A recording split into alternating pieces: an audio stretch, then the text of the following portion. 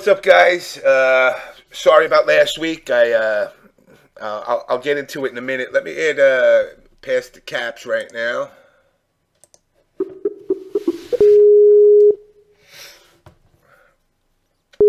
And Melanie's going to be with us in a little bit, so let's see if Mr. Caps' Skype is working. I see video rolling around in circles. There we go. All right, you hear me? Yeah. And I hear you. What up? What's going on? I'm recouped. I'm all better. I'm self-medicated myself. No more breakdowns. I'm happy to hear that. Good shit, OG. Thank you. Thank you. Thank you, and Mel. Thank you. Thank you, Mel. E gave me a lecture, but, you know, nothing but love for E. For the guys out there, last week, we were going to do a show, and, you know, shit happens to you, you know. Caps left his Bible at my house, and I started thumbing through the chapters and started reflecting on my life. And I kind of, I don't know, I went a little haywire. You know, one of the things that I'm going to hit on this later when we talk about, especially like the Richard Lewis stuff. You know, a lot of people in this scene put themselves up on pedestals. And they have a tendency to look down on others who don't conform to their way. And you know, one of the things in my personal life, and I've gotten my balls broken, guys say, oh man, look at the old man in the FGC. Fuck you, bitch, you can't do it. That's why. When you get my age and you got money to support and do what you want, and I got so pissed when I'm going to the Mideast. I'm taking a trip to the fucking Mideast in a couple of weeks. Just because I can. And I'm going to go run around some Osama bin Ladens. I'm going to take a trip to Israel. I'm going to bounce around. It's like my David Chappelle moment, I guess, when he just up and left and went to Africa. I think I'm going to the Mideast. You know, guys, I've been doing this shit now, gaming in general, since, I guess, theoretically, since around 74, 75. That's about as OG as you get. There ain't no more fun. There weren't games before that. But I started to reflect on my life. Miss Mel is here now. Okay. Oh, let me add Mel. Okay. Boom. Add to the group. Boom. Boom. There we go. I started to reflect on my life, and, you know, I had spoken with my wife, my ex-wife, should I say. And I see her daughter running around, and you know, I started to say to myself, hello. Wow, hello. There we go. Let me turn up the... You know, I started to say to myself that I got no kids. You know, I ain't got none of that shit. You know, and at that time, obviously, no wife anymore. And it just kind of, I don't know, it threw me into a little bit of depression. But, so you know, for me, my answer's been for like the last month and a half, I've been going to the gym, trying not to be such a fat fuck. In fact, I doubled up after we talked that day. Now I go at 4 in the morning, and then I just got back before the show, and I did a second session, and I'm just gonna keep going. Gonna start spending. I used to spend my money on the FGC. Fuck y'all. You ain't done dick for me. For the thousands upon thousands of dollars I've thrown into the FGC over the years, not with a want to get back from the FGC, but I've kind of gone into let me be selfish for me. So you know, like I said, I booked a trip for Jordan, Israel, and Egypt, and I'm gonna kind of be taking a little bit of a excursion. I don't know how long it's gonna be. But I'm in the process of talking to my travel agent. I guess it's just me trying to, like, I don't know, it's my midlife crisis, I guess, if you will. You know, no wife, no kids, live in a fucking basement. You know, and reality is this myth of eSports and people being pumped up with this bullshit that if you just stick to it, somehow magically money's just going to come out of a fucking tree and you're going to be rich. Even if you're not good at the games. You know, that's the myth that they're pushing. But that narrative isn't true, especially when you look at the FGC overall. I don't see, and I've said it a million times, the suits are coming, yeah, me and Triforce had the great debate, but they're not staying. And as you see, Splice now split out. You know, these other makeshift fly-by-nights. I had gotten a message about a certain sponsor. I don't know the name of them.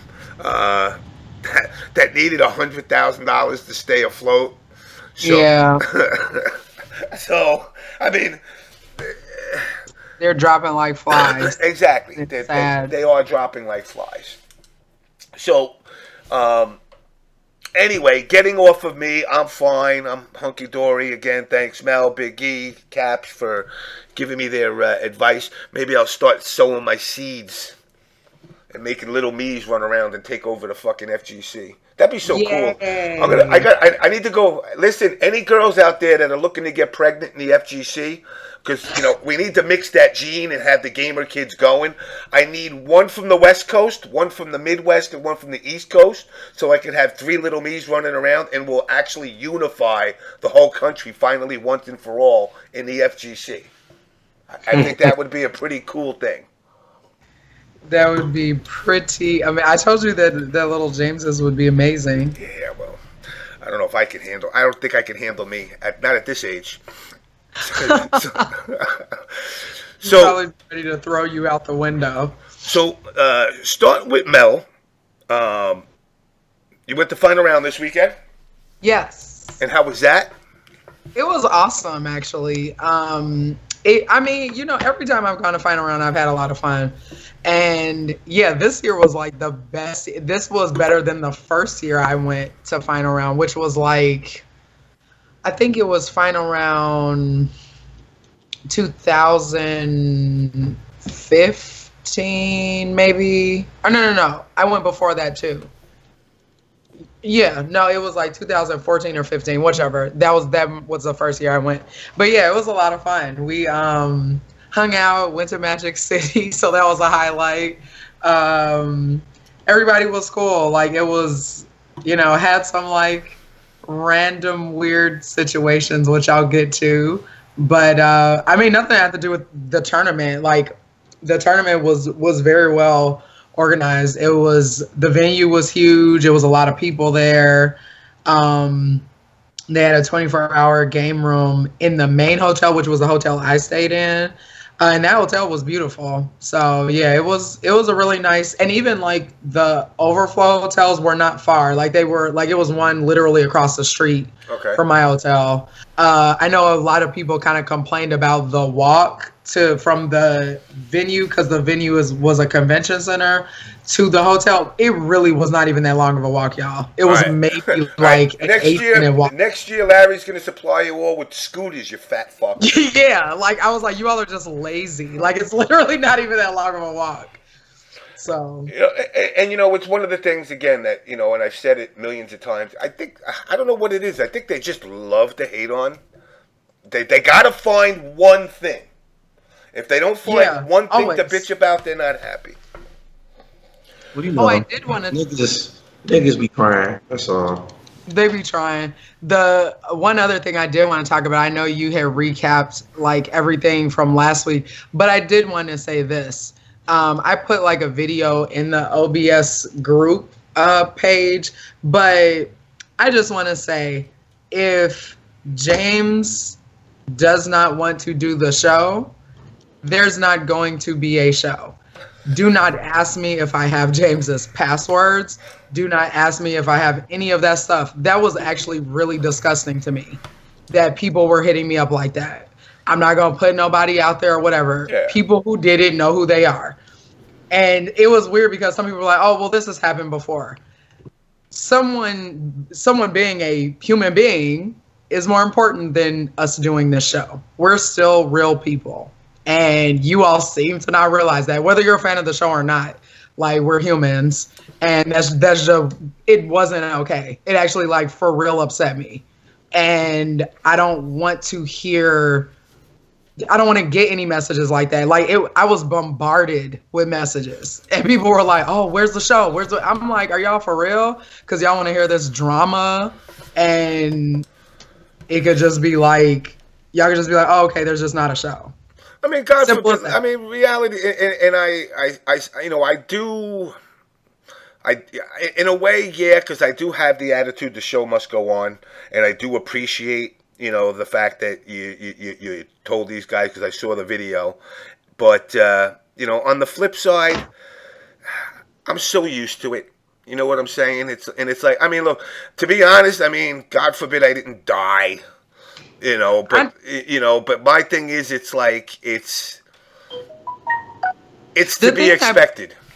The thing that did bother me, though, was when I had people hitting me up saying that they would go on instead of you. Me and Chris, neither of us would do that. So we'd be like, okay, well, James, me and Chris could maybe do it. We're not going to have somebody replace you, though. Like, that's trash. It just would be, what? Yeah, so basically, just don't do that no more. Anyone that did that. So, yeah. So, Chris, what's been going on over there in the priesthood? Right. Work, man. Saving souls. Shit like that. One bitch at a time. Oh, Chris, you need to give us an OBS prayer before this episode, because there is so much that we all have to catch up on. I know James wants to talk about the stuff with Richard, and I want to talk about, obviously, Final Round. I want to talk about the LTG thing. But yeah, so much has happened. So, you talking about my nigga. You talking about my nigga. My nigga. What my nigga do? That nigga point. That nigga say. Look. Wait, I gotta see the camera. Wait, I gotta look at myself. My nigga be looking real ugly. My nigga say, "Hello, tear." That nigga say, God.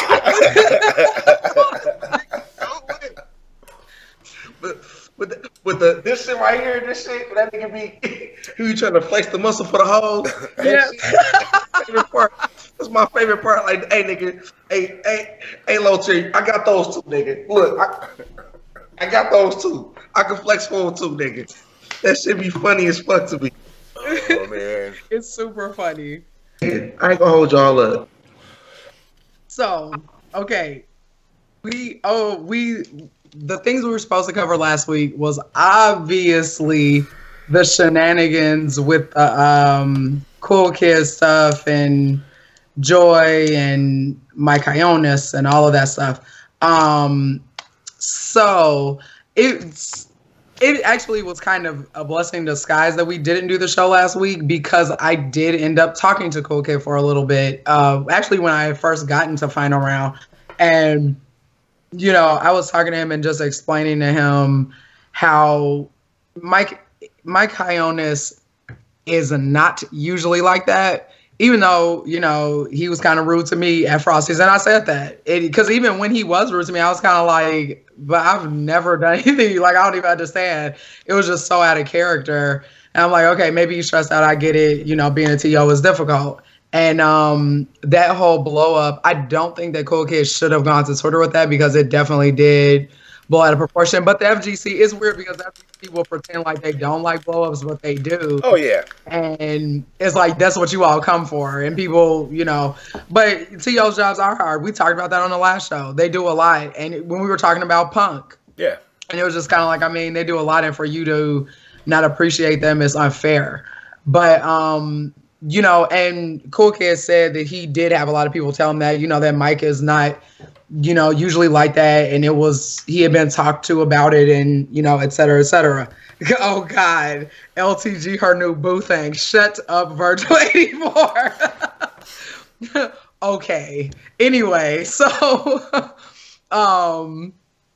So we were, I talked to him and he understood. But what I did say is someone that was implemental, probably in that, because the message thing, it had nothing to do with Frosty. And Bozak had even made a statement. I don't know if he put it on Twitter, but it was in the Chicago FGC group. Yeah. He made a long ass statement saying like this event was a totally separate event that this happened at, and it was. You know, and it kind of sucks because it is a new event. It was like their first year event that I guess Michael was helping out with. But what I will say on both sides, and I want you all to chime in about it too, I think that, you know, obviously, again, like we were saying, people are human, people get stressed out, and, you know, real life happens. That's first.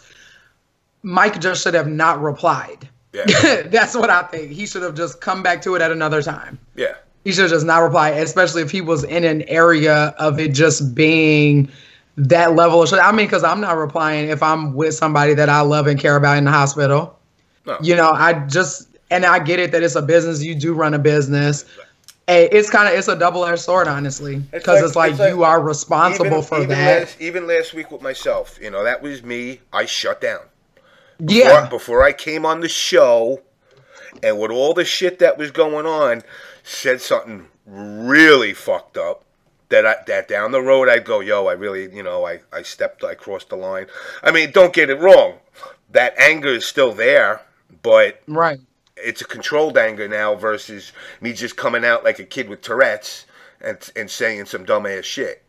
Mm-hmm. You know, and, you know, in my opinion, and I didn't get the whole context of it, but I'm sure that wasn't the first message he got. I'm sure he got bombarded and then finally was like, yo, fuck you, you know, just go fucking see this person or whatever.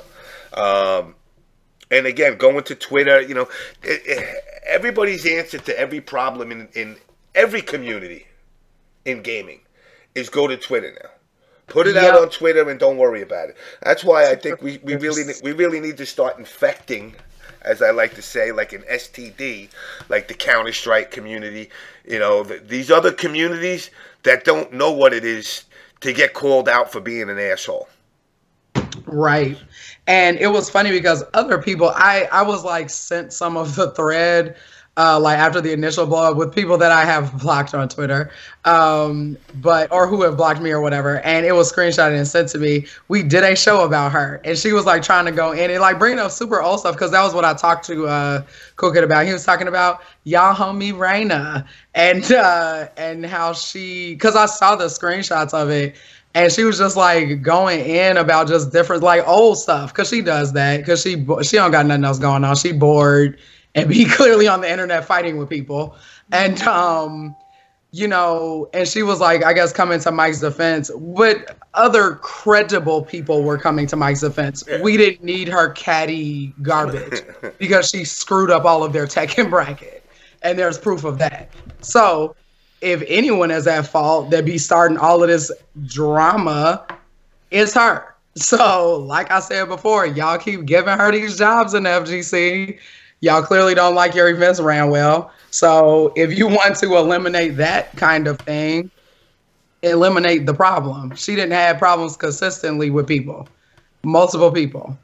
And, you know, and she had claimed that, because Cool Kid was telling me that she had claimed that him and his wife were banned from coming to anything. And because Brianna be blowing stuff out of proportion, like she do with everybody. So, you know, that's, we're talking about Reyna B. Thompson. Y'all homie that y'all be seeing at all these events. And there was a previous episode about her. Y'all can watch it. And then she tried to get on I later found out too, she had tried to get on somebody's podcast and like, I guess have like a comeback. I don't know if it ever happened. I don't really care. She's irrelevant. Yeah. So yeah, I just wanted to talk about that. But yeah. All right. So let me, you know, before we get back to the final round, because, you know, let's try to take some of the stuff that's on the back burner. I want to start with the Richard Lewis. You know, Richard Lewis, who is, active, prominent broadcaster and works with E-League down in Atlanta, has been supporting and putting his weight into the FGC, trying to help get it some recognition like other games when it comes to esports. You know, one of the things that I've noticed is he's gotten the same stigma that I had for previous years, and I had to shake it. And it started with the Injustice game, when, I mean, it kind of started with Street Fighter as well, but it wasn't as bad.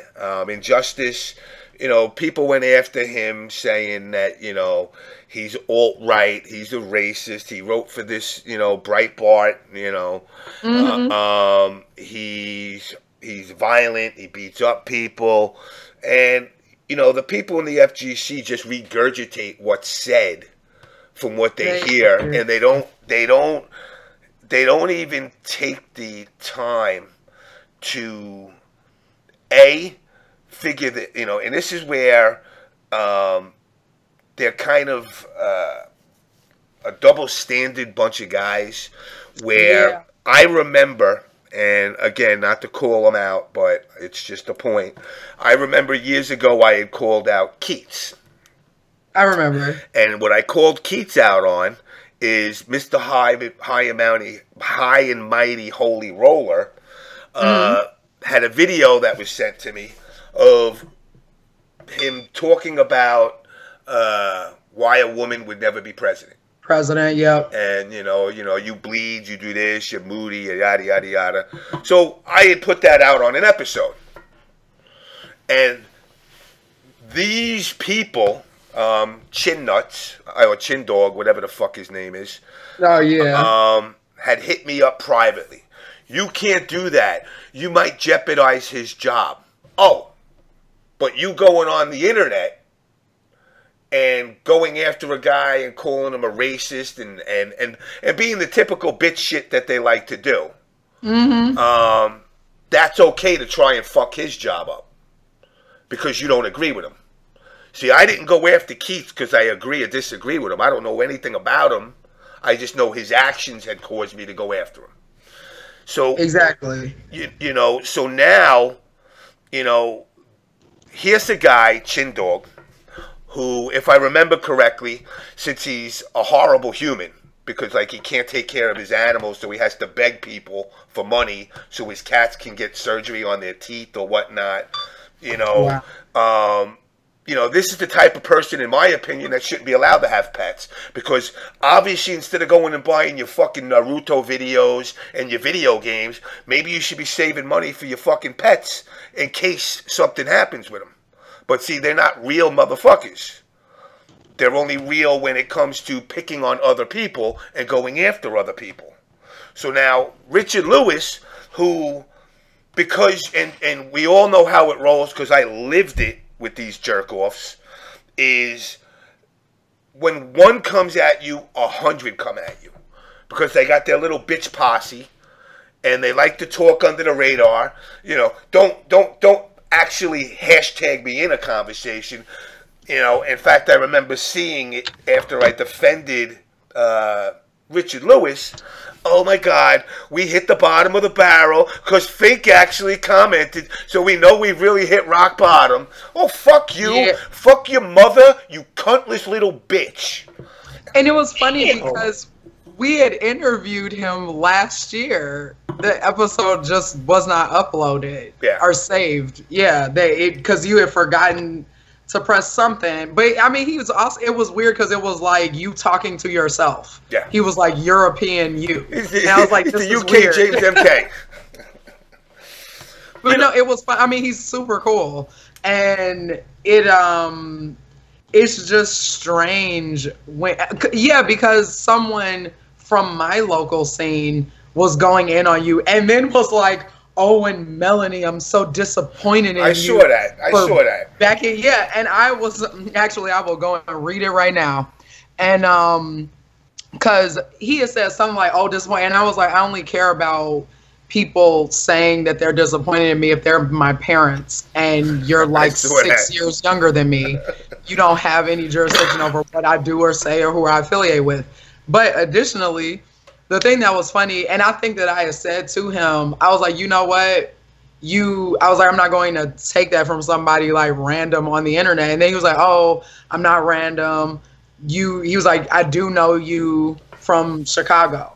And, but he didn't have he doesn't have like any of his name or nothing on there. But then he told me who he was. And I was like, I had told him, I was like, be very careful with the next things that you say, because, some of y'all didn't show me loyalty when I became affiliated with the show. Even when I started hanging out with Korn, honestly, because people started looking at me different then. And, because y'all were the thugs back then, quote unquote. Exactly. But the thing that was so funny, I was like, be very careful with the next things that you say, because I don't have any, feeling about y'all. Ain't been nice to me about a lot of stuff. So why should I be caring about y'all feelings about these SJWs? And so he had said something, then he told me who he was, and he was like, oh, maybe I should have said that in the first place. And I was like, yeah, maybe you should have. And it's could have gone very differently. You could have sent me a DM and talked to me about this. You didn't have to be on Twitter talking, because you hate Richard Lewis and then you hate James for like two people that you don't know at all and have never met, and they probably be scared to talk to both of you if they ever met you. Imagine me and him in the same event. Woo! Oh, that would that would be amazing, actually. But it's like, and for me personally, I don't give a shit what people think about me. I never have, I never will.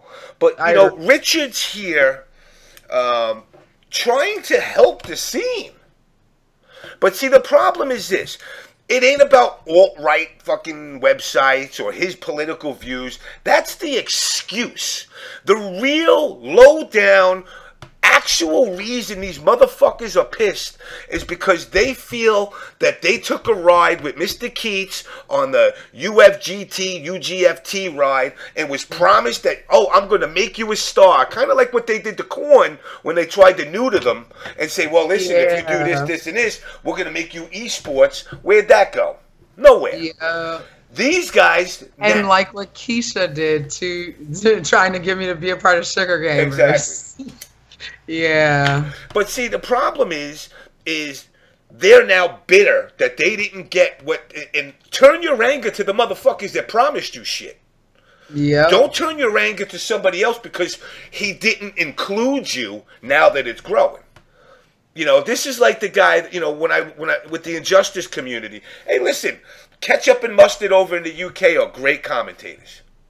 But the fact of the matter is the producers and directors and everybody at E-League decided these are the guys we want to use.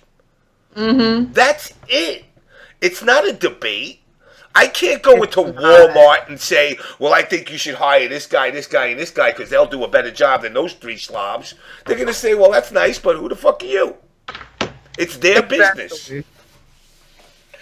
Chris, WLA Jackie Cannon said, I literally hate this angle Caps got going on. He said, I'm feeling mad self-conscious. Do I look him in the eye?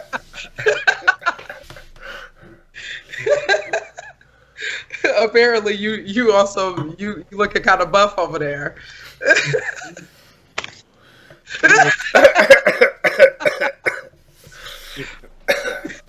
You're supposed to be the preacher.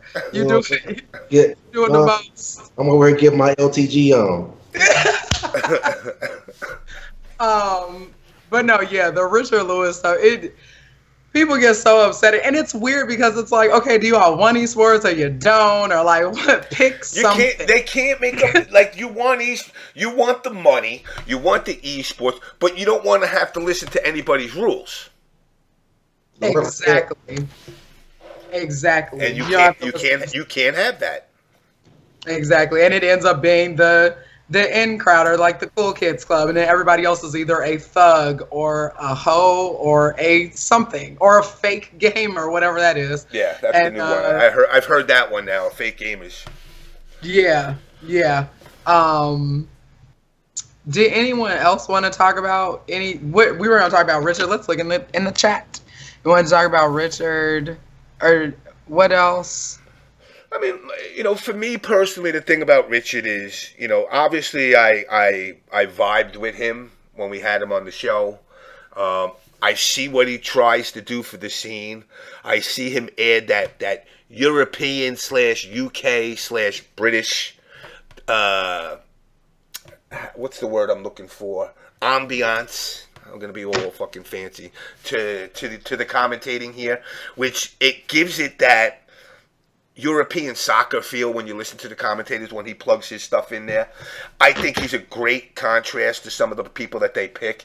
Now, you know, one of the things that I find funny is, like, you know, with Dragon Ball Z coming out now and that doing really good at Final Round, you know, they had Tasty Steve and Katana Prime commentating, which I was cool with. But see, on the flip side, when it was going on with Richard Lewis, the Injustice community especially, was like, oh, well, you can't have Z on here and Tasty Steve, and, you know, these guys aren't a part of our community. Well, it has nothing to do with what's part of your fucking community. It's a business. It's the people that they feel. Listen, let's be real. Me and Caps will never do a main game in any eSports event. Guaranteed. We would have our dicks floating in the wind. We'd be talking mad shit. There's no way in the world they know better than to ask.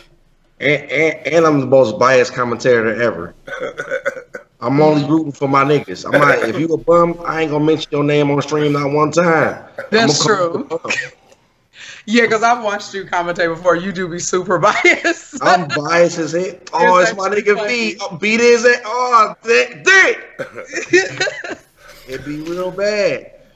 Yes. Who is this random bum? What's his name? He don't even got no name. That's bum number one. Bum number one. Oh, speaking of bums, I saw y'all homie Punk at Final Round, and he still had that awful hair. It's like noodle hair. It is not even like noodles anymore. It's just like somebody has said that he looked like Frylock, and we just kind of stood in a group and stared at him for a little while, and I was like, it's terrible. It is terrible. I can't. You know what that shit remind me of? Real shit. And I was thinking about this. Do you remember the fucking troll dolls? Oh my god! Do you remember troll dolls? Do y'all remember that shit? The troll dolls, and they had that nasty ass hair that felt like old ass school carpet. Oh God! You know, I'm just thinking about this now. Yo, listen. Oh my god, that's so true. Yes. You know what's fucked up? Now, I'm gonna mention it just quick. You know, I've been talking to Melanie and Chris a little bit about it. I'm in the process of trying to get something done.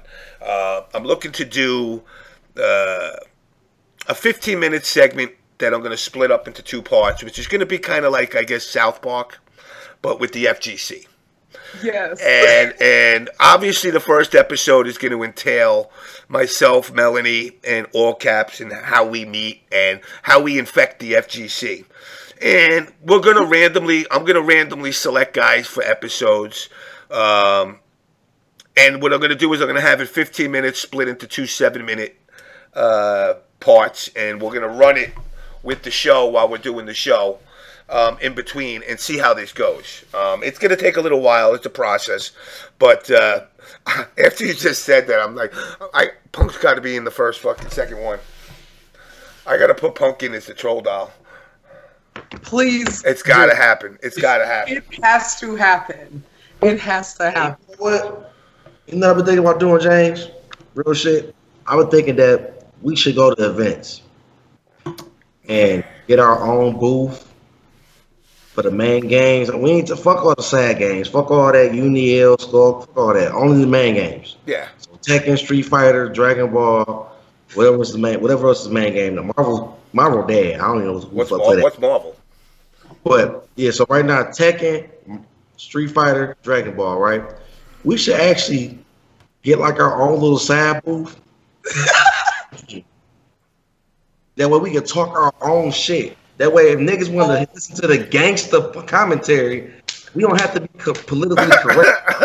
If I see somebody ass beat, I can say get your ass beat. I can't be on Capcom Fighters Twitch saying get fucked. But oh my on the OBS show Twitch stream, I could. Nobody be in the ballroom. Nobody be in the ballroom. They be sitting out listening to us. And we could just have like a banner, because it don't cost nothing to get like a banner with like a oh my god. I want to know who will watch that shit. Who will really switch from listening to?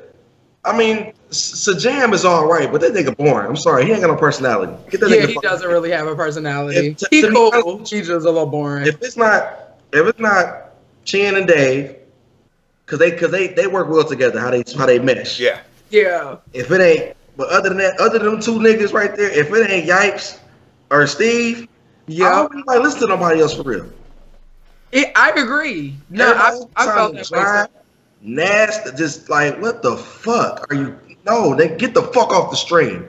It really does get, and I think that people sometimes don't realize that, like and I understand like they have to represent because they have sponsors and stuff like that, but it's like there's a way to be funny and entertaining while being PG-13, but in the crowd, we can't hear them. Nope. Like, if to anyone that's never been to a live event, you cannot hear the commentators. Only Twitch. You could be like the chick in the crowd, getting all the crowd reaction, talking to the crowd, like involve the actual community. It was because that's all it is. If niggas want to be eSports, or they want to bring the community together, then you got to make everybody feel special. Part of it. Exactly. FGC Uncensored. Somebody said, "Oh, that would be hilarious." You got to make even the little people in the. Let's be honest. 80% of the niggas who come to these tournaments know that they're not going to beat the upper echelon of players, right or wrong. Correct. So they come because they want to see them play, or they just want to relieve stress or get the fuck from real life. Exactly. They know this already, but why not involve them more than just sitting in the fucking stands? Exactly. I agree. And I definitely think this is definitely something we're going to look into. Even with regular sports, when they taking 15-minute breaks or commercials and half times, they taking kids out the stands, letting them shoot on the court, playing with the mascot, doing random ass little giveaways. We need to implement that kind of shit. We gotta be shooting shirts at people, but like, some fucking shooting with like CO2 shirts, not that air shit. Boom, blow a motherfucker across the room. Ain't gonna go up in the air. We're gonna go at people. Oh, Mr. Fifth, you're right. And Chris, I enjoy Chris Matrix when he commentate too. Yeah. But they don't. But you know what's fucked up? They don't let him commentate at the big shit like that. Like Big E let him do it because that's Big E nigga. But when he comes to the other shit, they ain't fucking with him like that. That's fucked up. Because Chris Matrix actually know what the fuck he be talking about, and he's actually has an actual personality. Exactly. So y'all be paying these whack ass people. I won't say white boys. Y'all be paying these whack ass. Fuck it. Y'all be paying these whack ass white boys. Pay my niggas. Right. Because that's who. Don't nobody want to sit and listen to some boring shit. People will just mute it. Because I've done it before. I never listened. Muted it and just watched the game. Because y'all, these niggas be trying to act like the Japanese people so bad, but don't even realize they like us because of how we really are, not because we trying to act like them. Dumb fuck. Me, Twan, and Tyson were sitting in the front row all through Tekken, Dragon Ball FighterZ, and Street Fighter. And the Japanese players during Street Fighter, I mean, obviously we were sitting next to the top 8 players. They were doing peace up, A-Town down. Like, they were cool. Like, they thought we were hilarious. And we were just being ourselves. Like, it's just, I mean. Oh, yeah. Them niggas, what? At Cover Breaker last year, all them niggas was. All them niggas was on it, nigga. All them niggas, even when today, like, I tweeted Lupe. I'm like, hey, nigga, you know what time it is. It's time for, you know what I'm saying? That nigga hit me back. I would see, but his ass still got me blocked. Oh, niggas, God. Niggas didn't know who I am because I act like me. I act like me. I don't act like I'm some old humble ass piece of humble pie. Like, no, nigga, we playing fighting games, nigga. I always right. And that's the thing. I mean, we're all funny. That would be super entertaining. So do you all want to start talking about like the juicy stuff of final round, or my experience at final round, I guess? Yes, let's start with your experience. Okay. So actually we drove down there, so that was cool. It was like really scenic and peaceful, and got there about, I want to say like super late on Thursday night. And one of my friends who's from Chicago, she lives down there, so we kicked it with her. Then Friday, went to the venue, checked in, which was super easy check-in. So that was nice. The hotel was, like I said, is beautiful. The parking was free for the event because there was hotel parking, and then there was parking for the actual convention center. And for all of the attendees, it was free. So that was awesome. And we went, Nintendo Pwned 88 said, Japanese people aren't PG-13 all the time. They trash talk a lot too. Yeah, I know. And people be thinking like, because some of them don't know English as well, that they're like not like regular people. It's weird how American gamers treat Asian players, and it's not just the Japanese. Obviously, the Koreans, everybody, even the Spanish players, that'll be like amazing. The South American players, niggas love me. I be saying all kind of shit. Like I had gamer be going nuts when I was over there at Conburger last year talking shit. I see that shit. Kill mother, beat your ass, B. Sit your ass down. I be saying all kind of fucked up shit, nigga. Exactly. Go ahead. I'm sorry. I don't give a fuck, man. Fuck all that nice shit, man. What's wrong with y'all niggas? Be American. Be American. Exactly. Stop trying to be PC. Be yourself. Be yourself. If you want to eat a greasy cheeseburger next to the Japanese guy, then eat you a fucking cheeseburger next to that nigga. And it better have 2 cheese on that bitch like a Detroit burger, nigga. Exactly. Don't nobody want to sit and listen to these golf tournament. Like, that's not the FGC. Y'all all know that. The crowd at the live event don't want to hear no golf clap, like boring. Don't nobody want to deal with that. Nigga was hit. Oh, damn, Cash, you ain't coming front around? Had to work, nigga. Damn, nigga. Where you at, nigga? Man, we need somebody in the crowd. Nah, nigga. See, the funny part is this. You step up when you're at the event. All these other guys that are on Twitter, fuck Daigo, I'll kick his ass. And then they get to the event, they're like, yay, Daigo, I love you. Yay, Daigo, yep. Make your own hype. You want to grow the scene. It ain't about, listen, and again, it ain't nothing against Evo. If your game ain't at Evo, don't fucking go. Right. Save the $800 in your fucking pocket to go to an event that's going to cater to what you want. That's not you saying, fuck the other events. I like chocolate ice cream. If you tell me all that's left is vanilla and fucking strawberry, I'm not going to go, oh, give me that. I'm going to say, fuck it. I'll wait and I'll go find some chocolate ice cream. Exactly. You need to be selective with your events. Now, make the events cater to you. If you don't go and I don't go and she don't go and he don't go, that's going to resonate in their revenue. They're going to start saying, what's the reason why? Perfect example of that is a game like Darkstalkers. Exactly. Darkstalkers doesn't show up at a lot of places. Guess what? You can only go to, an E-event or Combo Breaker pretty much. Or I think CEO does it too, I think. It has side, yeah, exactly. So that's where you go. But if the guy turns around to you and says, oh, you should come to my event in Arizona, show support for the scene, and I'm just saying Arizona as an example, not calling nobody out. Right, it's a vague. Yeah. Do you have Darkstalkers? Oh, no, but, we got Super Smash Brothers 32. Well, motherfucker, I don't play that. Right. So what am I coming for? Support the scene. Oh, no, support your wallet. Exactly. That's what you're really saying. Exactly. And that be the thing. Like, I don't want to watch. Like, when I be at home watching the stream and it be boring, I cut that shit off, nigga. Yeah, me too. Me too. Cut that shit the fuck off. Nobody wants to sit there and watch a stream where niggas are playing games and it is boring.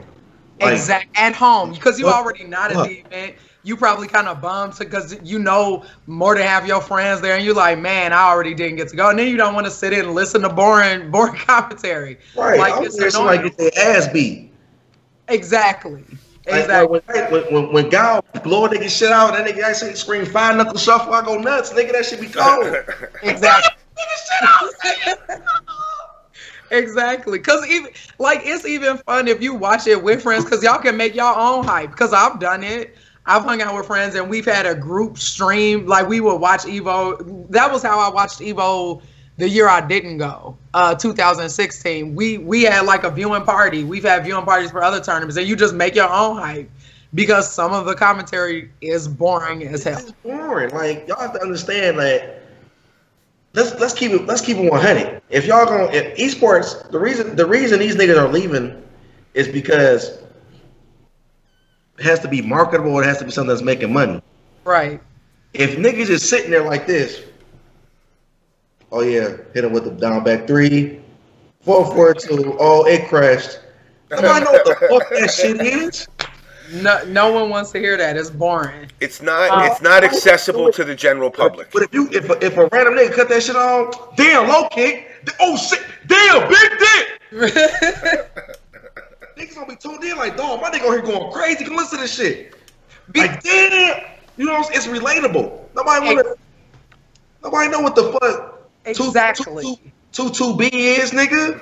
What the fuck is 2-2-B? He hit him with the 6 frame. He hit him with a 6 frame stun block into a neutral grab. Like what? Nobody wants. Listen, there's gamers that are diehard players that want to hear that, but you're not growing with diehard gamers. You need to branch out to the mom, the pop, the whoever. You know, exactly. Your mom might be sitting at the house watching Oprah, and she flicking through the channels, and then she got Big Dick Gaming popping on, and she go, "Whoa, what's this?"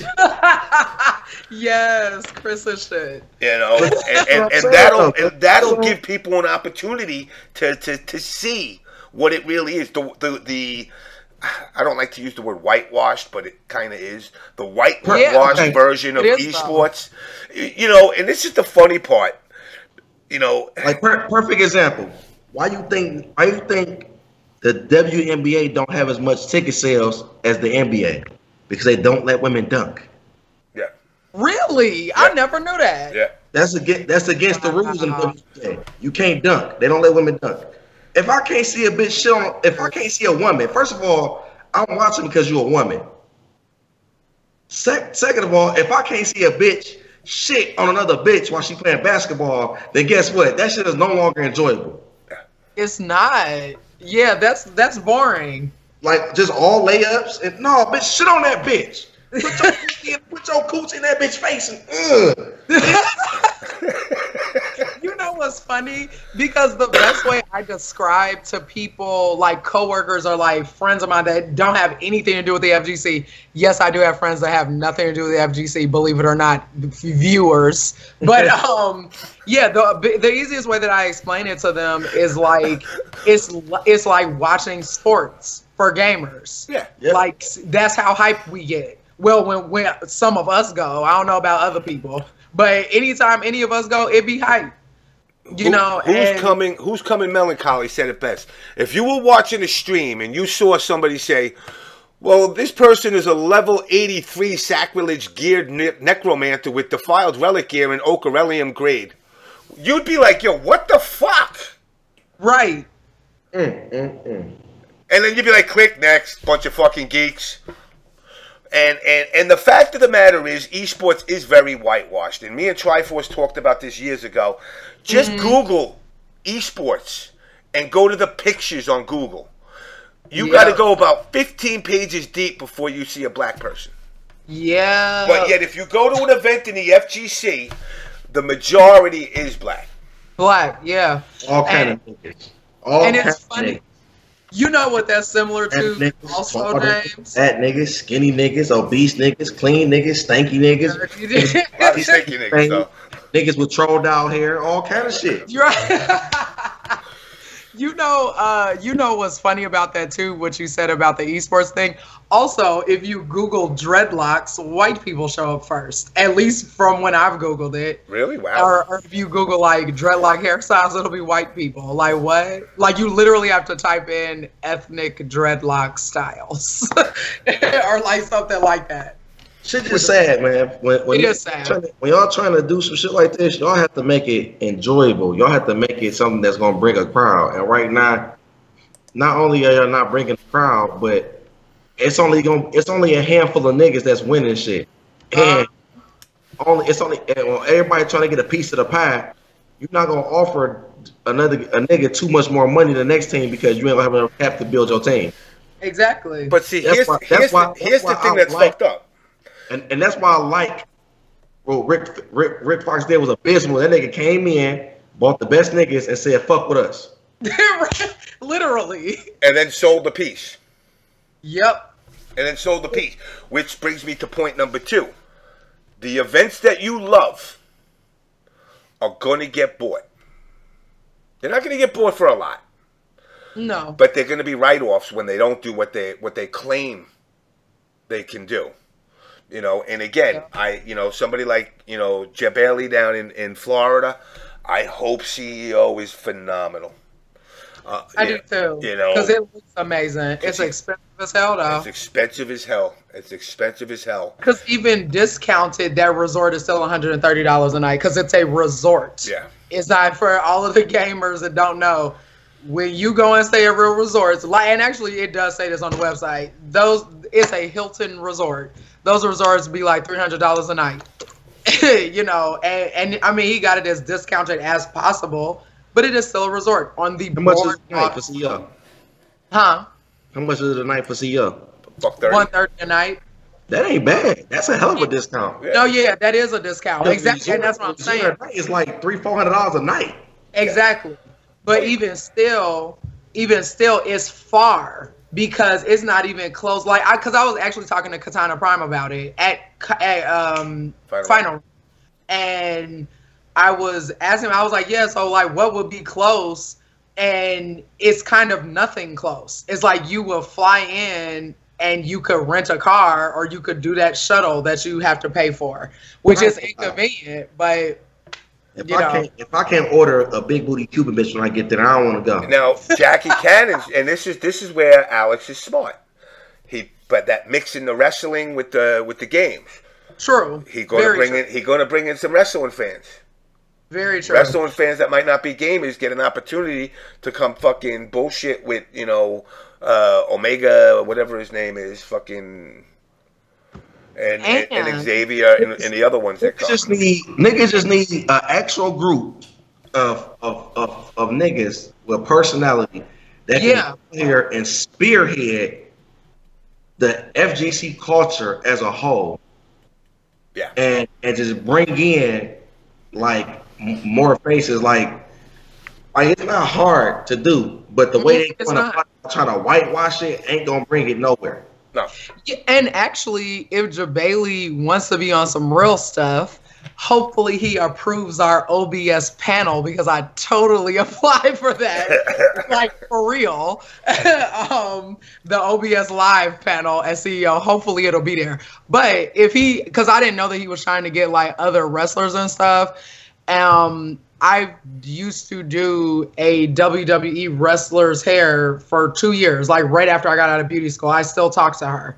So don't be hating on OBS show, because we be having those connections that y'all know about. You know what's funny? He don't hate. I mean, you know, and it's funny because a lot of people seem to think I hate him. No, and if people think that with me too. He thought that. Yeah, and I was like, no. He never did nothing to me. He never did nothing to me. Yeah, he talked some shit, but I talk shit too. Exactly. I mean, he even offered me a senior citizen discount for fucking last year. I was like, really, motherfucker? Take it. We might get a discounted room, James. The OBS room. Lit. You know, but it is whitewashed without a doubt. And you know, it's hard, dude. It's hard to, once you start watering it down, you're losing the fans that you got in hopes that you're going to gain the fans that you don't have, and it never works. It never works. You know, you look at you look at the numbers for Evo, for example, and I've said this a million times. 10,000 people showed up. That's it. It's capped.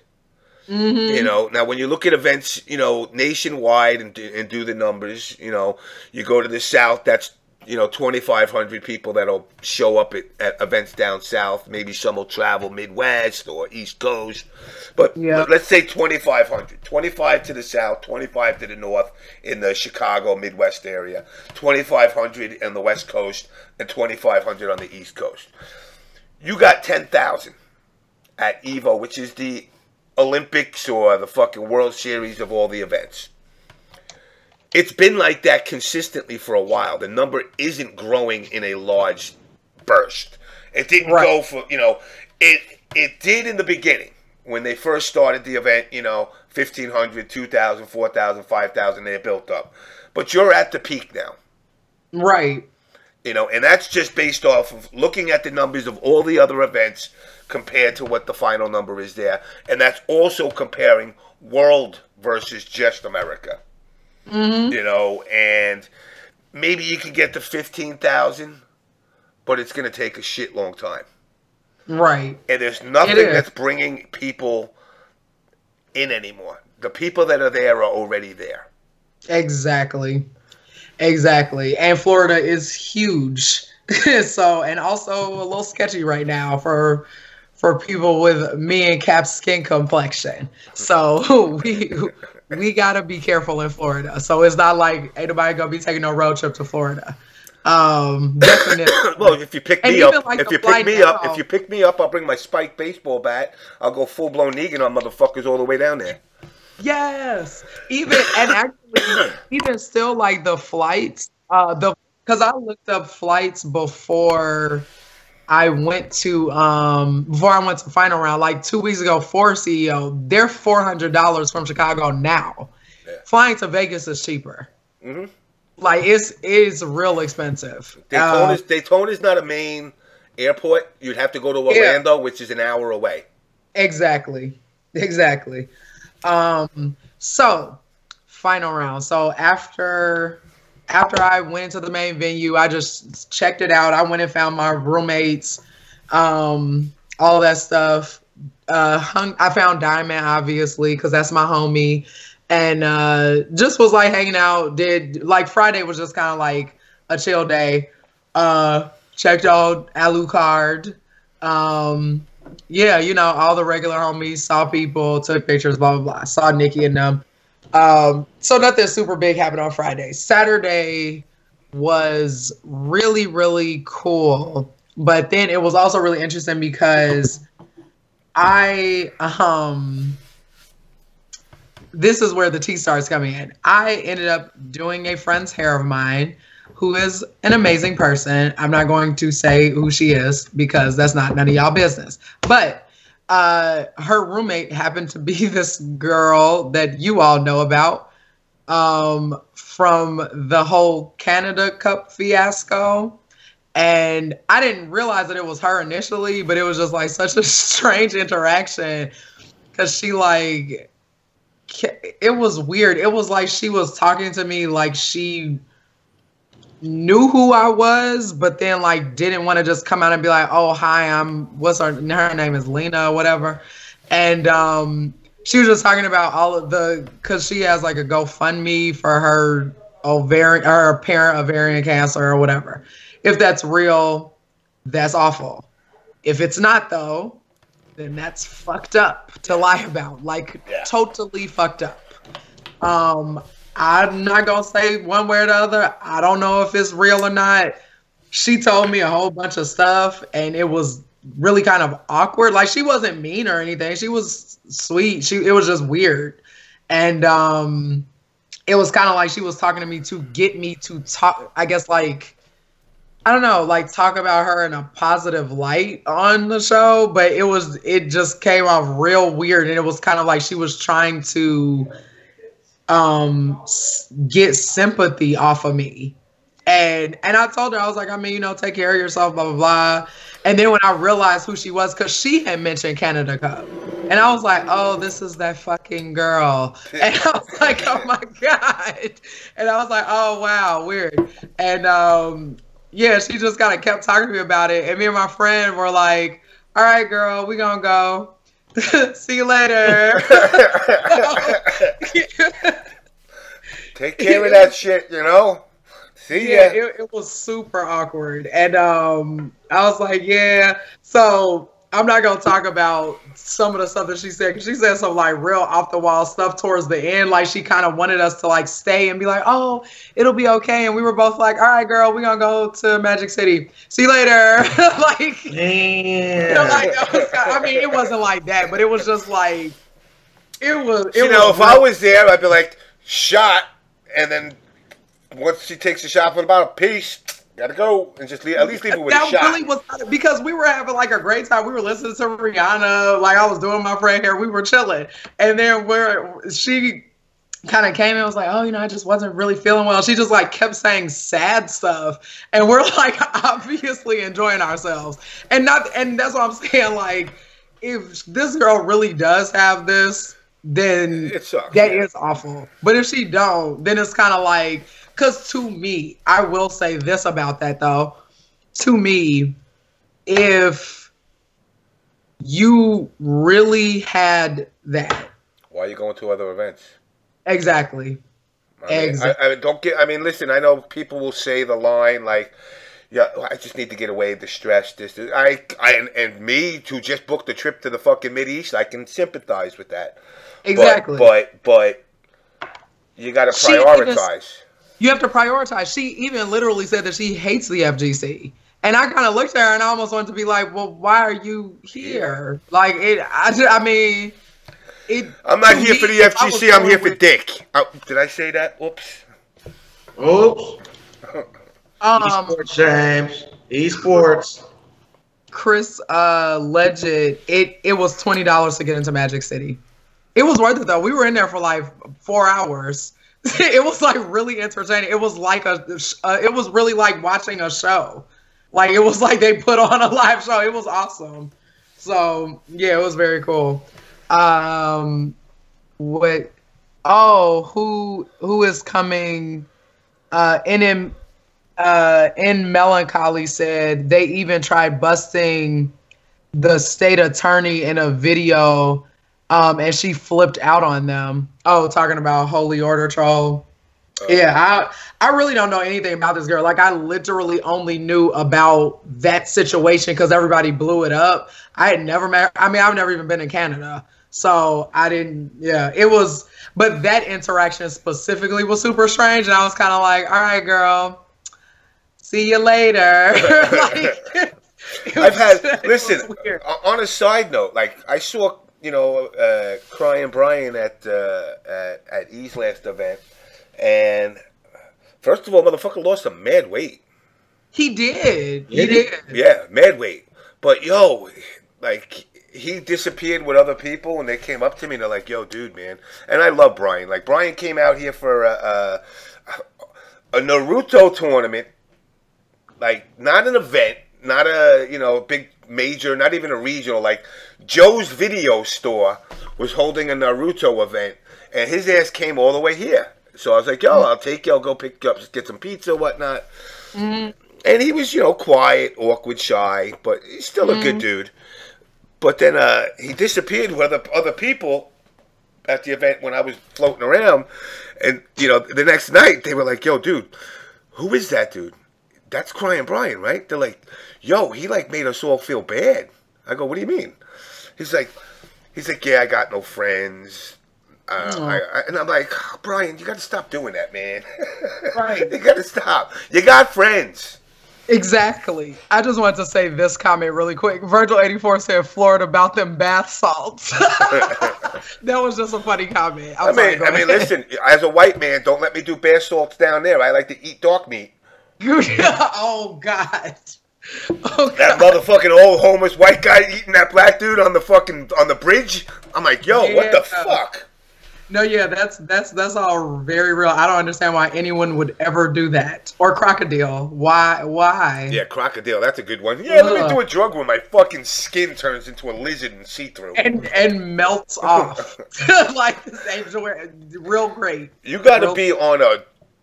Like, I understand addiction. I smoke cigarettes. I'm trying to quit. It ain't working. Now I'm vaping smoking. But I'm trying. But at least I'm going to the gym. That's true. But step at a time. I can't see myself getting addicted to something so bad that when I can't get it, I'm like, oh, this drug rips your skin and melts it off. I could make that. That's a gamble I'm willing to take. Well, no. It's 100%. It's going to happen. Oh, so it's going to happen, but it might not happen. No, it's going to happen. Yeah, that's cool odds. I'm good with that. And just start doing that. That's like the craziest drug I've ever seen. Yeah, it is. It's ridiculous. If y'all have time, not right now, obviously after the show, you all YouTube some videos of that. Like it's ridiculous. People, ugh. Anyway, so Magic City was cool. What else? Okay, so we did that. Well, the other weird interactions. So I'm about to put one of y'all homies on blast because the reason I'm gonna do this is because because you're the co-host and you're allowed to do whatever the fuck you want because you're the queen bee. Yay! But also because this was like a repeated thing, and this is like the second time that I've seen this, and like. I mean, I guess really kind of like a month and a half because the last event I saw homie at was here. So, y'all, homie Flux is a creep. And I'm not saying that he's a creep, like he's a predator or whatever. But he real socially inept and he don't understand that like getting drunk. Hold on. I don't want to cut you off yet, boy. I just want to tell everybody, myself, Melanie, and Chris have conversations about what when we prep for the show. I think socially inept is the most popular words in our chats describing people in the FCC. Yes. Anyway, and he has a rage problem. It's weird, and so I have had various girls contact me about him just being a creep. And I'm not saying he's a bad dude. I know a lot of people friends. I'm friends with people that are friends with him, like actually very good friends with him. But what y'all need to understand is that dudes are different to other dudes than they are to women. And just like women are different to other women than they are to men. It's just real. And yeah, Flux is a creep. Like I had to enlighten my girl about him being a creep during final round this past weekend, but I didn't know that this stuff had happened until this situation at Frosty's, where another friend of mine had to save this chick from him in the main ballroom. He was like creeping on her. She said she was so uncomfortable. And these are two different girls now. And the girl at Frosty said she was so uncomfortable because he was like putting his arm around her, doing, because he had like bought her a drink. He had a drink, whatever. And she was so uncomfortable. She was like sitting on the edge of his seat trying to move away from him. And it's kind of like social skills should teach you if a girl is talking to you and seems uninterested and she is physically moving away from you. Yeah, you're done. You're done. Leave her alone. Buy her 100 more drinks. You're still done. Yeah, a girl being nice to you does not mean she's flirting with you. A girl accepting your drink don't mean she's flirting with you. Period. No. Unless she is straight up like, okay, like you can tell the difference. And he clearly can't though. Listen, if a chick puts her hand on your lap, you're all right. If a chick doesn't put the hand on the lap or come closer to you and you don't smell like ass, odds are she don't want to be bothered. Not wanting to be bothered with you. Accept it. Listen. Move on. There's somebody out there for you. Exactly. And like Master Steve said, you're denied. Exactly. Literally. Like, don't try the same stupid stuff again, or the influence of whatever your friends that might mac on girls. Don't take you're not them. And that's what a lot of gamers need to understand. Because even like people will wonder, oh, why you be kicking in with corn? Why you be kicking? Because they're not awkward and annoying. Like that's really Bowman said, well, what if she puts her legs on your lap? Now that's a trick question. True. That's a loaded question, because she could be legitimately just tired. True. And she's just using you without actually friend zoning you. So you got to be tricky with that. It's got to be the hand. Legs. Listen, nobody's giving out foot jobs these days. You know, you're going to get a hand job if she's grabbing at your leg. But if she's just putting the feet up there, nah, you got to be careful with that. Exactly. Give me your yeeks any amount. Flux 2008. 18. I'm sorry. That was WLA. Jackie Candace. That's funny. But no, yeah, it's progressively gotten creepy. And then when I talked to a couple other girls about it, they were like, oh no, yeah, that's definitely a thing. I don't experience it because he don't come at me like that. He know better. He don't barely even talk to me. So yeah, he knows better. But I mean, I know a lot of people are friends with him, and I mean, tell y'all homie, like, chill, or we'll give you, like, take him out to a bar or something, and like show him how to like properly say pay for some pussy for him. Something like Backpage.com. I got you. Maybe that's why he's so angry. I'm trying to tell niggas about the Backpage life, man. It's good. Maybe that's why he's so angry, because he just like just a little dick suck. Yeah, I mean, he needs that from somebody, but it don't need to be from girls that are that are obviously not interested in you. And I think that a lot of gamers need to understand that, because if someone ain't, you know, if someone seems uncomfortable, regardless of whether they're smiling, they could just be smiling to be nice. Yeah. And both of these girls were petite, you know, and short. So they have a different experience. Don't smile at me. You smile at me, I'm think you want some dick. Anyway, they have a different experience than girls that are like my height or like Kendra's height. Because I know certain people that would try something with them wouldn't try that with me. So it's just, yeah, be respectful, and just like if somebody is moving away from you in their chair, leave them alone. Like, yeah, it's a good sign. You took the L, you bought her a drink, whatever, or you know, went and hung out with her, and you can't force nobody to like you. Here's the thing, though. I'm going to teach some guys a little trick etiquette. Don't buy a bitch a drink until you know she's into you. Boom. Don't use a drink to break the ice. Use the fucking drink to break the seal. You should have enough.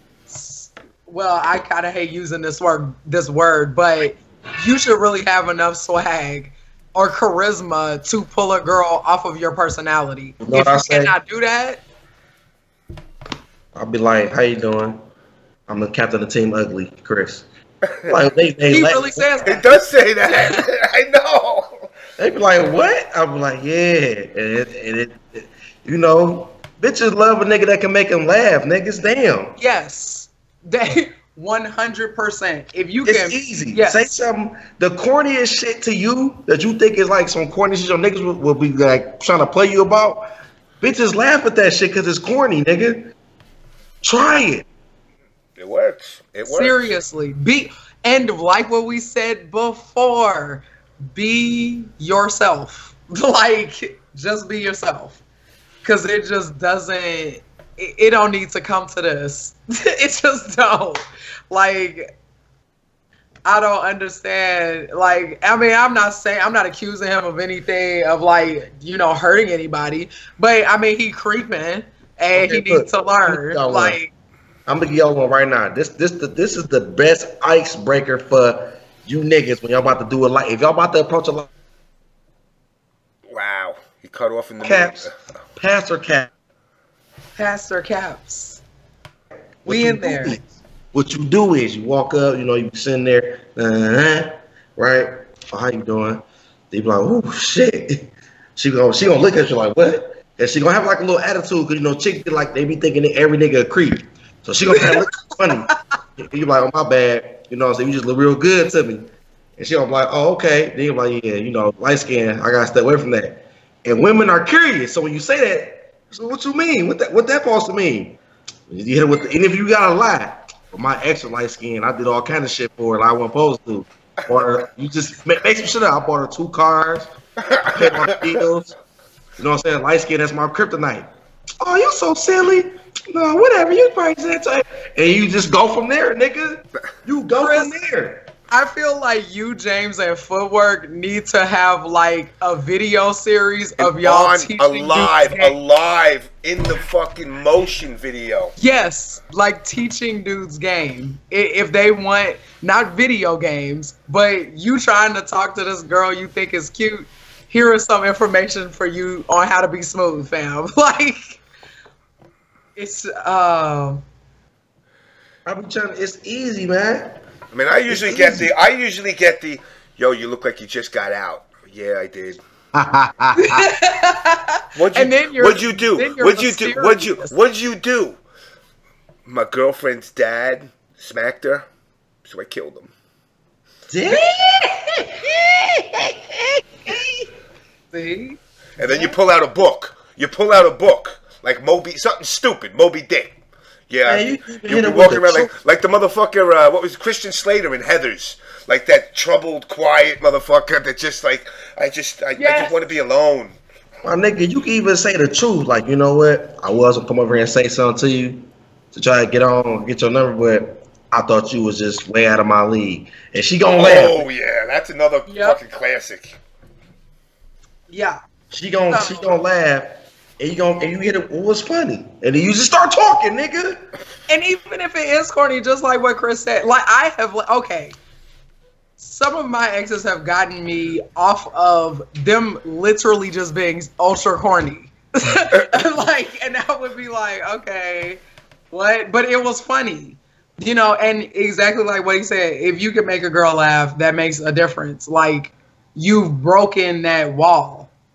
And if you can't do it in no other way, you know, then I trial and error, but don't be a creep though, and don't touch nobody when they don't want you to touch them. Be your normal nerdy weird ass self, but don't exactly. Somebody gonna like it. See, it's only extra weird when you try to hide that you weird, because now you know you weird, nigga. Exactly. Don't let him find out 3 weeks later that you're a fucking psycho video game player. I mean, exactly. Hey, I'm some nerd that plays games. Don't take yourself so serious. Okay, and then you gotta. And then another thing is, you niggas gotta boost your attributes, nigga. You gotta put forth what's good. Like for me, I wear tight shirts because I got a nice little upper physique. So bitches think I'm buff. But I'm really fat, but it's too late for my dick already going. By the time they realize I'm fat for real, too late. No, my dick is already in. I don't say no then. It's too late. It's too late. Now it's all just let him finish. He wants to go ahead and let me bust his nut so you can go to sleep and I can go to sleep. You said it's too late. Bitches be like, damn, daddy, you go to the gym, you worked out? I'm like, yeah. I already know.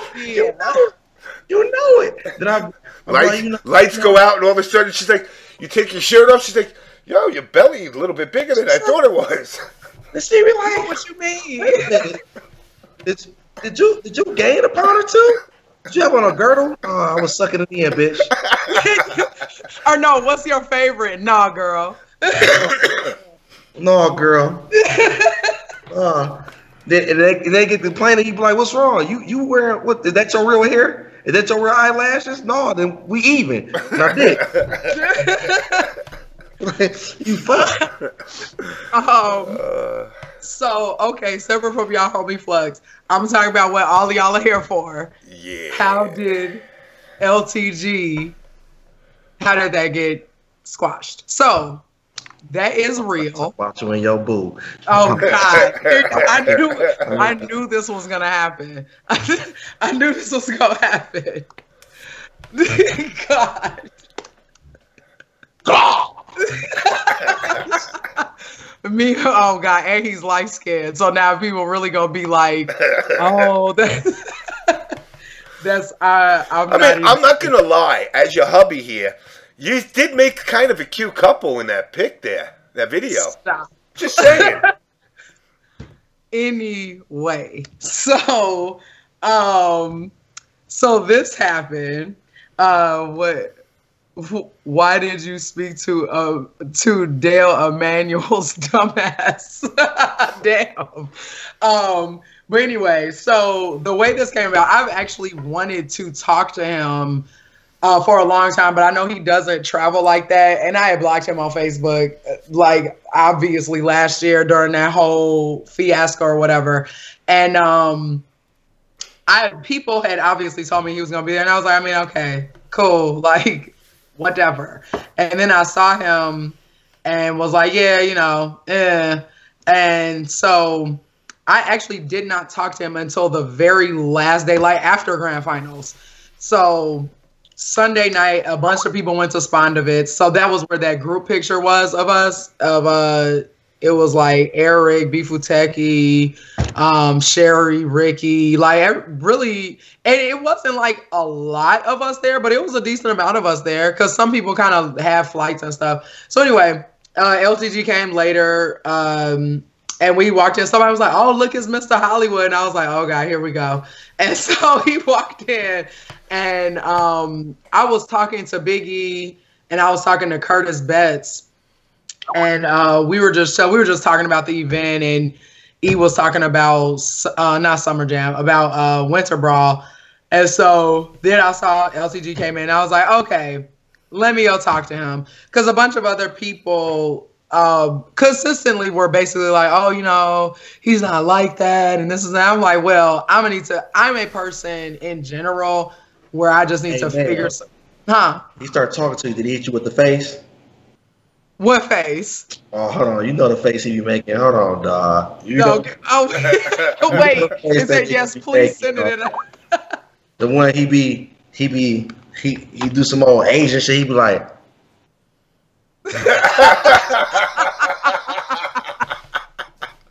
He did it in the video. He was like, he does. LTG, male, there is no beef. I'm like, nigga, what the fuck is wrong with you, nigga? What the fuck is Male's in the camera smiling, yeah, guys. You know, regular male shit. That nigga in the camera just like a Hanes underwear model just.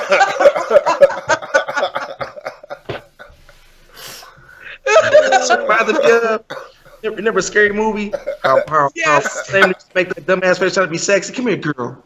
Right. He was going with it up. Like, what the fuck, nigga? Relax your face, nigga.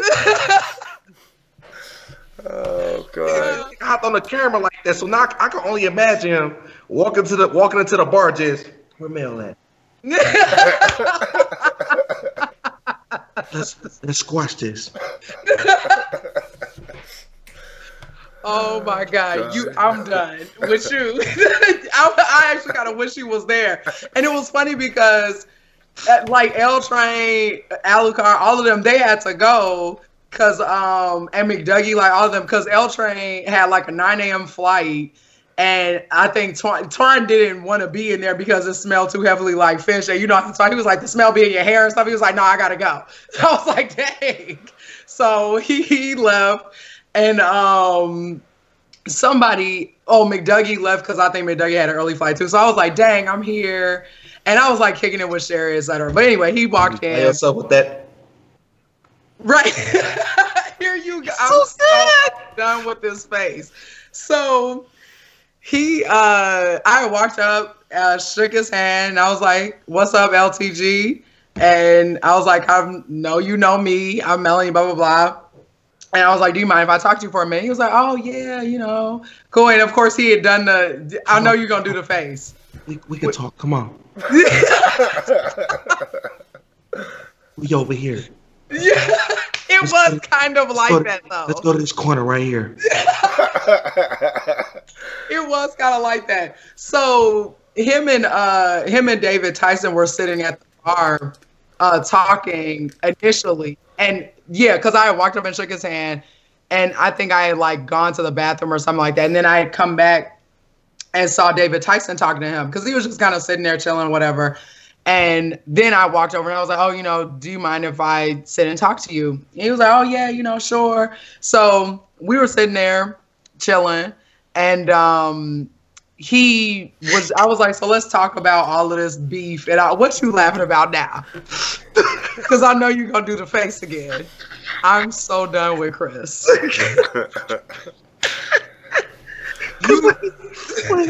So because you know we on Skype, so everything like at least 30 seconds ahead of us, right? Yes. The stream is 30 seconds behind. Right. So you're watching it now.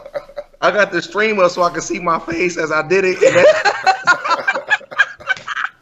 that shit is giving me life, my nigga, right now. Can you please do a parody video of him? Because that would be amazing, actually. My nigga be.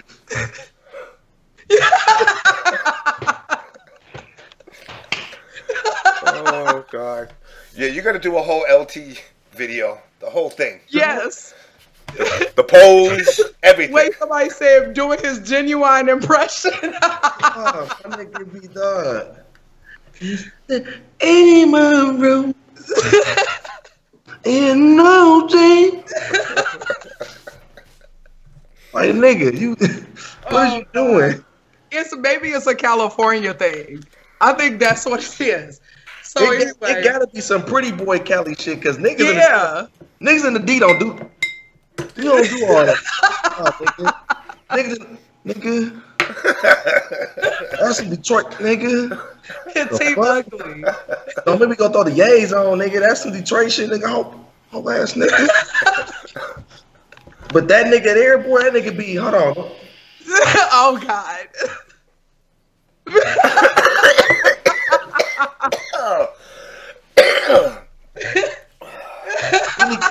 Then he got the curl, so I can only imagine nigga one of them just the little curl at the top, just spin it a little bit.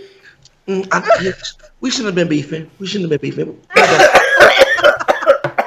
God. Oh. Oh my God. I need to take a sip of water. I'm done. Oh shit, I'm gonna fucking die. Oh, it's so good, dog. So let me finish the story. So we sit down at the bar, we're talking, and he was like on some like smooth pretty boy Cali stuff. But no, he was real cool though. And he was just kind of like, we had talked about the whole situation. He had said that he didn't even find that picture of me, the picture from when I had cosplayed as Birdie from NEC, because that was like the whole, I guess, quote unquote, roast post. He said one of his fans found it, because I did remember a couple people kind of being like playing on the fence of both of us just to like start drama. And so they were clearly looking at my stuff and just sending it to him because he be having a lot of dick riders. And I like just straight up said that. I was like, you know, a majority of your fan base be circle jerking you, and they're like, majority of them are male. And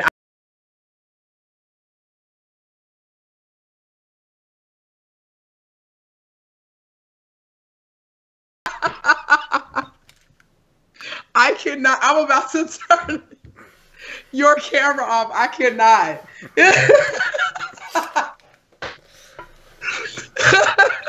They got that slick shit. You put right. Moose in it. Like, nigga, did you put Moose on? Nigga, real niggas in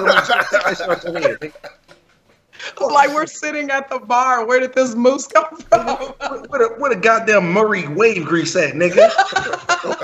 The fuck is Moose, nigga? That nigga be.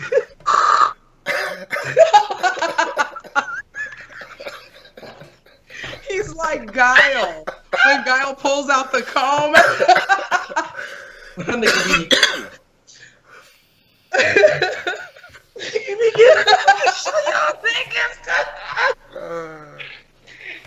He do be too smooth. I'm done. So, and wait, oh, I know you're gonna die with this because you already acting a fool. And he apologized to me because that was actually one of the first things he did, which I thought that was really sweet. And he just kind of was like, you know, okay, Chris, this is about because I know you're gonna be extra. He was like, oh, you know, you're a beautiful woman, blah blah blah. And I was like, yeah, since we're, I guess, like gamers of color, whatever, we're both in media technically. And I was like, you need to. I was like, you need to let people understand. Nigga James dying. I'm waiting for you. I'm so done with Chris. I'm sorry, like, man. I'm sorry. It's too funny right now. No, it is funny because the chat going wild too. And so he right.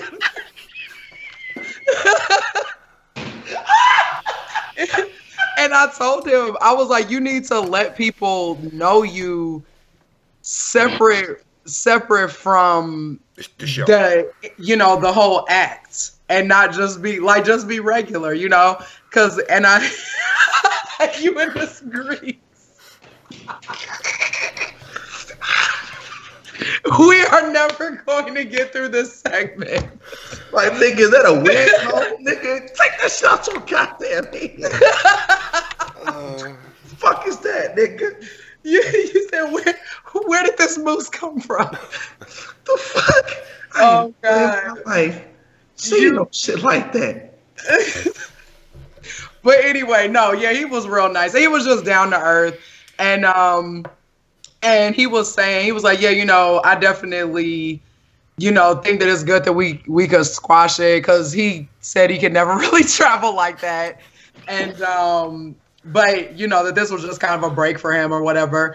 And he was saying that he had people like contact, like he said he had somebody find out where he worked at and like all kind of crazy shit. And I was like, well, that's the image that you put out too. You know, I was like, people will try to find out anything, especially if they don't like you.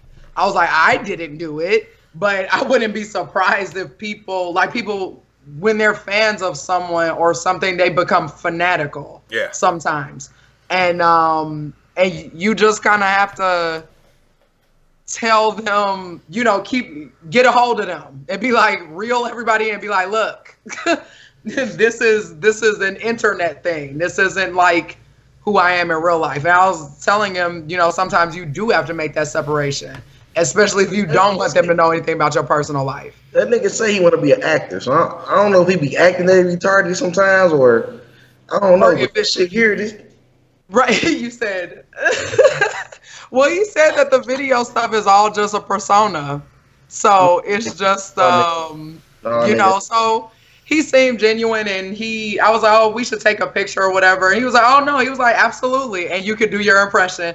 Oh yeah, and then and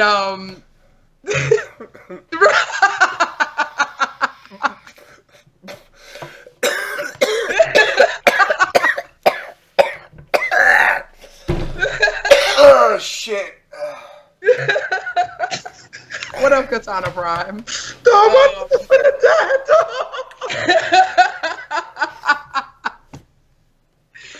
Oh, everybody thinks the best intro too.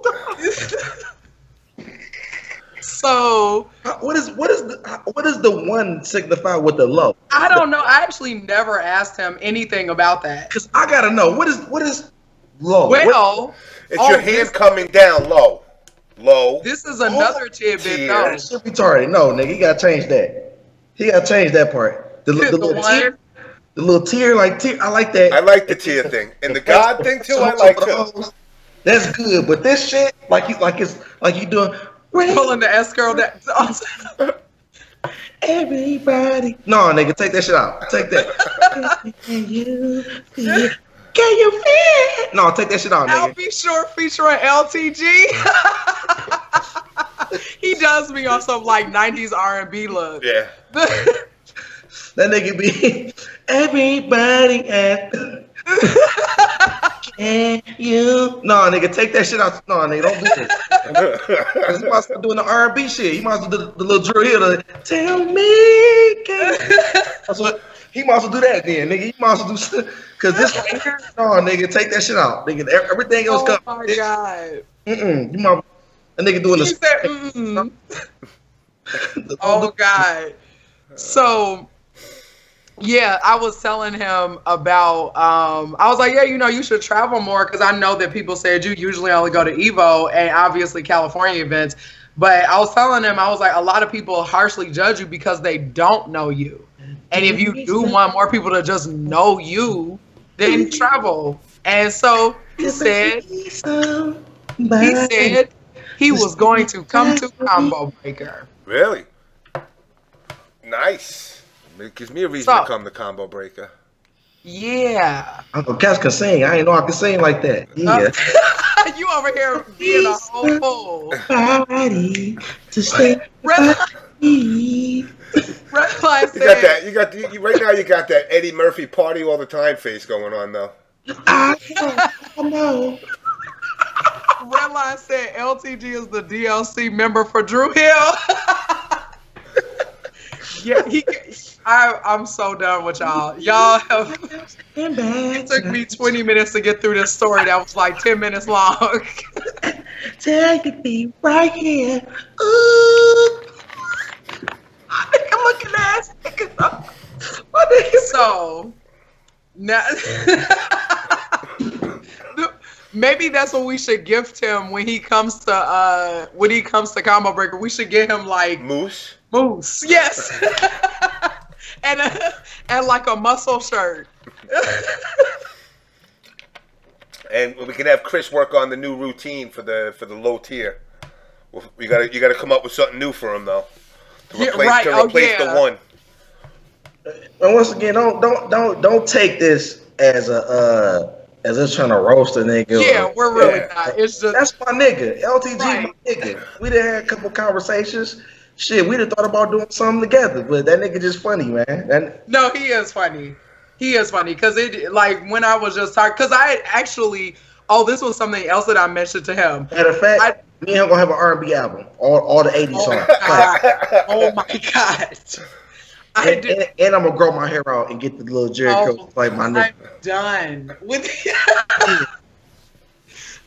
what I did tell him though. I was like on some real stuff though. That Momokun video was hilarious, and I was like, and you know that I wasn't fucking with you there, but I was like, I shared the video, and I was like, that was hilarious. No, we roasting this nigga. I can't lie, we roasting this nigga. Yeah, that video was hilarious. You see. Maybe it is a Cali pretty boy thing. I don't know, but that's so funny. That's so funny. But he cool though. The beat. That's some shit right there, man. That right there, the moose. When I put the moose in my hair, I got the.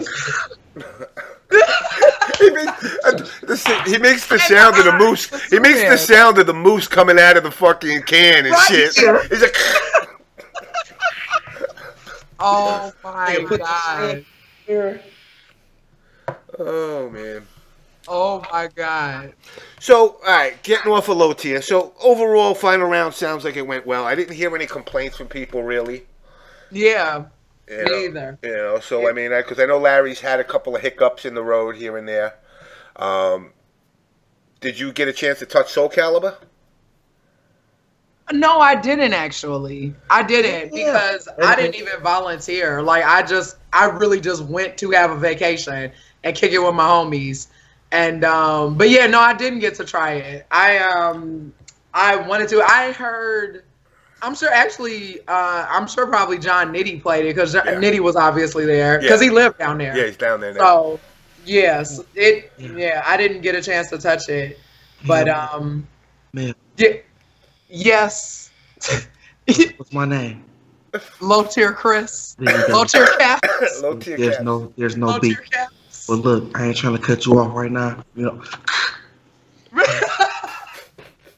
You are really doing the eyes though, because it was. I ain't trying to be rude right now, baby, but you know, ain't no beef. But nigga gotta go to work in the morning, you know, so I can't. Gotta keep my shit wavy. But you know, I see y'all tomorrow. You know what I'm saying? Good show. James, thanks for having me as always. As always. All right.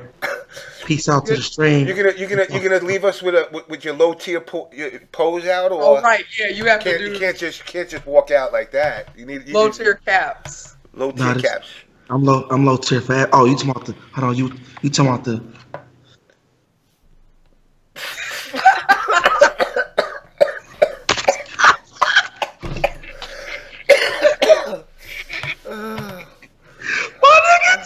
I'm gonna fucking pass out, man. I'm gonna pass out and put all this shit in my lungs and my brain, and you're fucking shorting out what oxygen I got left. Oh God. My nigga James just died right there. Oh God. Ooh, I think I did. Jazz fingers. Oh, my nigga James died. I'm good. All right, I got you. I'm gonna do the. All right, y'all. You know, there's been one for your boy. Low tier. Chris, goddamn. Fix your hair. Fix your hair there. Fix your hair. You got hair out of place over there. Yeah. Oh God! Goodbye, Genuine. Genuine. So somebody just asked, or Redline asked, how were the clear bags? So no one, I didn't really hear anyone complain about it. The only complaint that I did hear was that some people couldn't fit their sticks in them. But yeah, the clear bag thing was cool. It wasn't it wasn't as bad as people made it sound like. No, it really wasn't. But the reason that happened was because last year somebody stole like 3 PS4s. So, and it wasn't corn. So, those fucking shocker, fucking white people. You're right. And it's essentially kind of like these things happen, just like how I was actually talking about this earlier at work. These things get taken away from you. I mean, they at least provided the bags. Yeah. I mean, like, because people that were competing got the bag for free. Yeah. So it wasn't really that big of a deal. The other thing, I mean, if you carrying something in your bag that you don't need nobody to see, you need to leave it in your room. It's just as simple as that. Additionally, like in high school, okay, after Columbine happened, a lot of schools implemented public schools to have clear book bags. At least they did in Chicago. Yeah. So that was just a thing. That's just an inner city thing. So that wasn't new to me. And I don't blame them, honestly. No. Because it's kind of the only way. Safety shouldn't be safety shouldn't make you feel inconvenienced. It should be for safety reasons. Exactly. That was the thing that we were going to talk about too last week. The frigging idiots that did that mass shooting threat to Evo on the stream. Yeah, that was. Was it it was the Winter Brawl stream, wasn't it?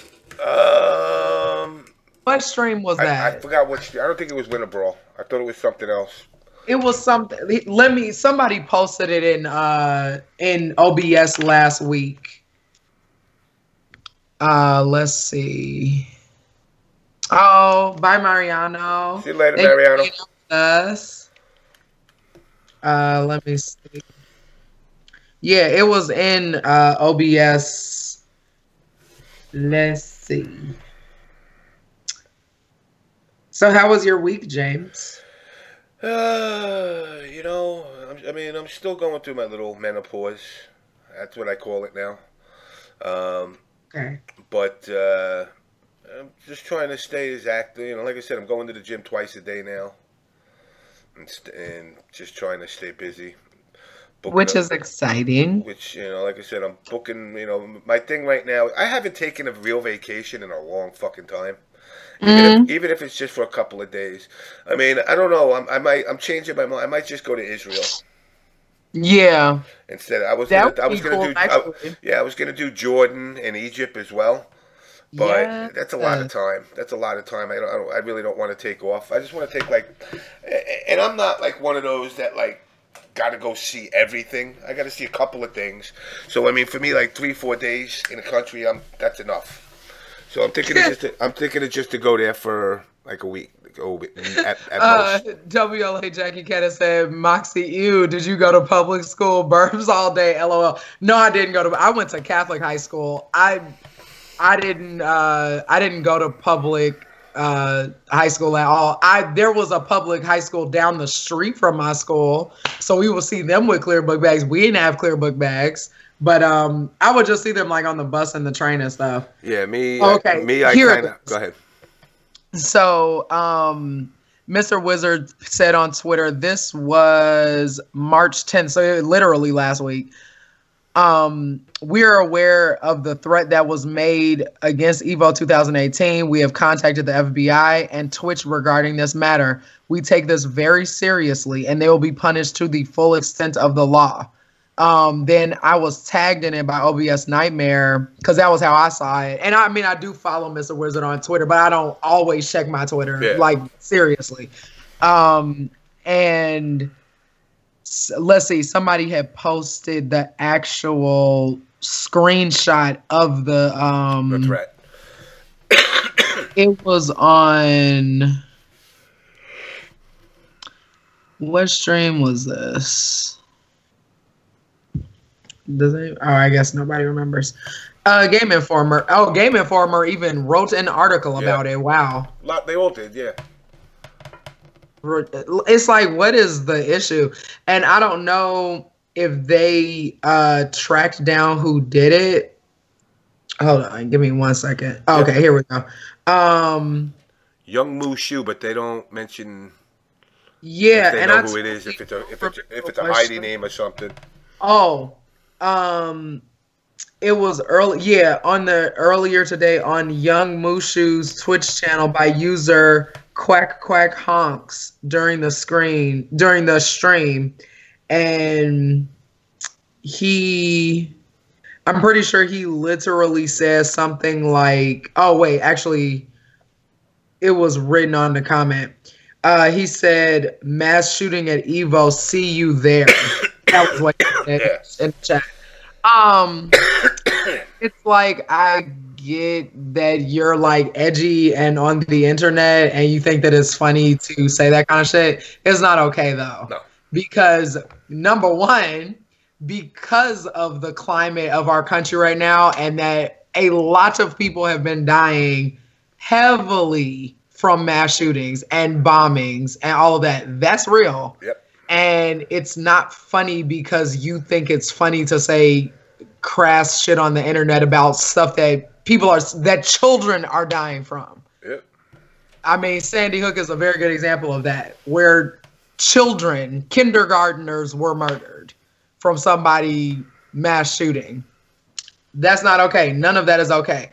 The other reason is not okay, because unless you live under a rock, you know that there was a mass shooting in Vegas last year, a couple of months before Evo, in the hotel that they were hosting Evo. Yeah. That's not okay.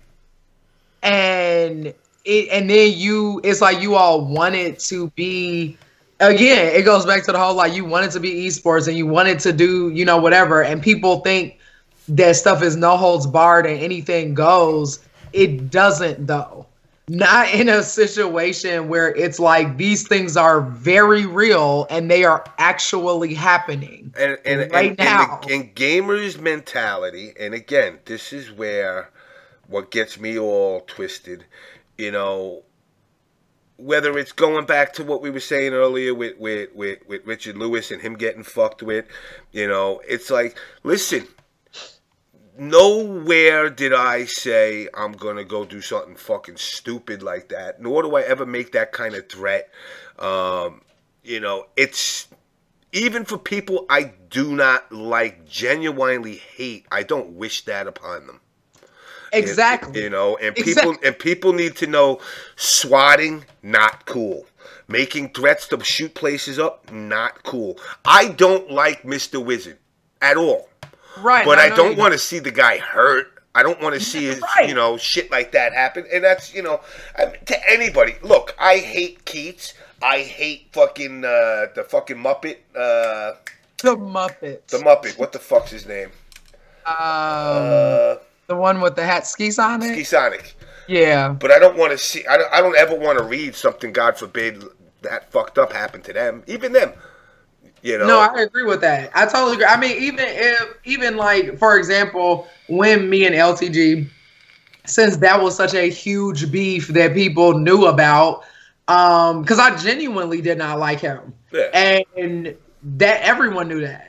You know, it wasn't a secret, but I didn't hate him. You can not like somebody and not hate them. I don't hate Brianna. Oh. I don't ever want to talk to her. I don't ever need to see her again. I don't hate her. I would never wish anything awful on somebody. It's just not that. That's not okay. And these people's events, they take their events very seriously, regardless of whether you like them as people or not.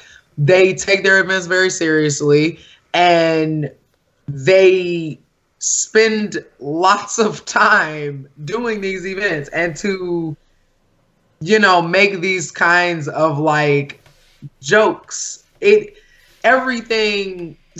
are some people that I've actually, one of my ex-boyfriends said this once, that he thought that everything was funny and that everything in life is a joke. Like, he used to laugh about death. He used to laugh about whatever, you know. And it's like everything has a silver lining to be funny within certain contexts. Yeah. And people don't understand context, you know, and that's not cool. For all of the reasons that I mentioned earlier. If you don't like, and you know, I get it that the generation that we live in, a lot of people get their news off of the internet instead of just like actually reading a newspaper or like actually watching the news. But yeah, it's just not, it's not okay. And it's actually really fucked up. And I don't care how old, how young, whatever, you know, there's a thin line between that and the mass shooting in Florida with the gay club. Yeah. You know, that this has been consistently happening. Yep. All of the school shootings, it's real. You know, like that ain't a joke, bro. And on that subject, or actually, quick flip, red line, as far as the story between me and Wizard, why I have disdain for him. Over the years, I've watched Wizard dish out shit to people.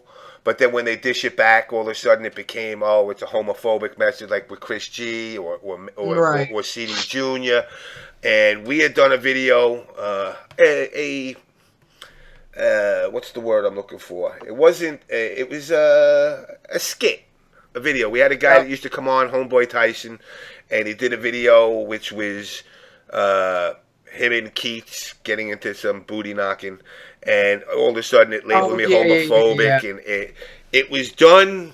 Was it distasteful? Yeah. Have I always been tasteful? No. I laughed. Other people who, you know, in the community will kiss ass. All of a sudden it wasn't funny. But those are the same people that, like, behind doors would be laughing at it. Or saying awful stuff themselves, because that's the thing that's funny to me, is that when people do that whole, like, the whole, oh, we're going to pretend like we do what's right and this and that, and even like the, you know, really a funny group that does that a lot that I've noticed is the Smash community, because they'll like really make it seem like, oh, you know, we stand up for justice and we really respect women and this is that, and that is a hilarious joke. Yeah. It's like you're just using it as a ploy to try to get more girls to play Smash Brothers. Yeah. Like you're not, you all are scumbags. So please. It's like no community is over another, and no people in the community are over anyone else. We're all the same. I don't care if you're a Theo or whatever. And it's such a strange climate right now, because we have, like, the way our country is right now, you know, all of the different things that can be toxic, and you just kind of have to realize that sometimes you just need to take a breath and step away. And or oh, maybe I shouldn't say that. You gotta realize everybody that voted for Trump is not a racist. You gotta realize everybody that didn't vote for Trump doesn't hate America. You know, it's a person by person basis, and if you really want to know the truth, you don't need to watch the news. You don't even need to read the paper. Engage with the people, and if you and I don't agree on something, that doesn't make me the enemy. Exactly. You know, and that's one of the things that people don't seem to understand, and throughout the years, it's kind of gotten like washed away. Where, you know, I've known people that were Democrat, and I'm conservative in a lot of my ways, but I'm also liberal in my ways too. I guess I'm free thinking. I don't fall under one. Exactly. But if I say, listen, I believe everybody should be able to have a gun. That doesn't mean I want to go out and fucking kill 1 million people. You know, but on a side note of this, which is another thing that came out, you know, where I had watched Twitter blow up, which was guns, violence, and video games. And people had said, you know, oh, well, video games, you know, make people violent, and Trump even mentioned it. And it's like, listen, you cannot deny there is a correlation between video game violence desensitizing people. I'm not saying I'm not saying every gamer goes and plays Grand Theft Auto and tries to live it out. But there is definitely a desensitization to violence as technology has gotten better. You know, seeing a game like, you know, Pac-Man for the Atari 2600 is not going to make a person go and want to rip off somebody's fucking head and eat them. But when you look at a zombie game now based on the technology and the graphics, and you're allowing your kid that shouldn't be playing the game, the GameStop person is not doing what his job is supposed to be. What's up, Cookie? Checking their age. It's checking their age. Or the parents might not care. Talking to the, you know, listen, if, you know, and I've heard this one from parents also, well, I show my kid the difference. Well, you shouldn't be. Yep. You know, you shouldn't be telling your kid, like, how to fuck it 3 years old properly. There's no reason. They shouldn't even be wanting to know that. Exactly. You know, but we live in a society now that wants to shove everything down your throat so fast, and then you shove it down their throat. Yeah. Oh yeah, and then you shove it down their throat, and basically go deal with your life. And when you're not with me, how can you be mad at the reactions you get when you shove all this shit down a kid's face, and then basically tell the kid, go in your room and play games? Exactly. Because I want to watch TV out here. You know, and it's sad that, like, even with my generation, you know, we didn't have our own TV in our room. If you wanted to watch TV, you watch whatever the fuck your parents wanted to watch. Yeah, literally. I didn't have a cell phone until I was, like, in high school. And it was a candy bar phone that, like, the text messages chart, you could only have, like, at a lot back when it was like 200 text messages a month or whatever it was. You know, like, you called people, that was it. There was no internet on the phone. It was none of that, you know. I mean, it was, but it was like really awful because phones were not like this. Yeah. You know. But see, now what's funny is with the technology though, a lot of people on Twitter, including developers, chimed in on it. Nowhere in any statement did they say, like, oh, well, we're gonna take away their creativity and start banning what they can make. But there needs to be a foundation, something built. That the ESRB is worth shit. You could put Rated X on fucking Dora the Explorer video game. It don't matter. If somebody wants to sell it or somebody wants to get their hands on it, they're gonna. So what needs to happen is companies like GameStop need to really they need to get their feet put on the coals. Okay, if you're going to do what the fuck you want and sell to who you want and you get caught, $20,000 fine, $50,000 fine. A fine that's going to make you tell your employees, listen, don't fucking do it. My kid's sister was living out in Oregon. She had gotten robbed at gunpoint. And stupid her, the next day she says, I'm going to go to work anyway. Wow. So now she's scared shitless at work. She just got robbed at gunpoint. And at this time the next day, they send in an undercover sting operation for underage cigarette sales. Now, my sister said, give me ID. The girl said, I don't have it. Now, my sister's scared shitless just getting robbed. I was like, all right, fuck it, here, take the cigarettes, go. And the next thing you know, they're like, yep, $10,000 fine. You know, there needs to be real penalties for either A, parents, yep, or B, the stores themselves. Basically, because it just comes to it. I mean, I was desensitized from violence early from, I mean, not from video. Well, kind of a little bit from video games because I like Mortal Kombat on Sega and all that. But I thought it was cool. I used to sit and watch horror movies with my dad and my brothers. So that's why I love scary movies now. So that was, you know, another thing. But I knew the difference between what is real violence, which I've also witnessed, versus, you know, this is fake. I get that. And a lot of people, I mean, the people that don't get it are clearly just sick, or they just, maybe they don't know the difference.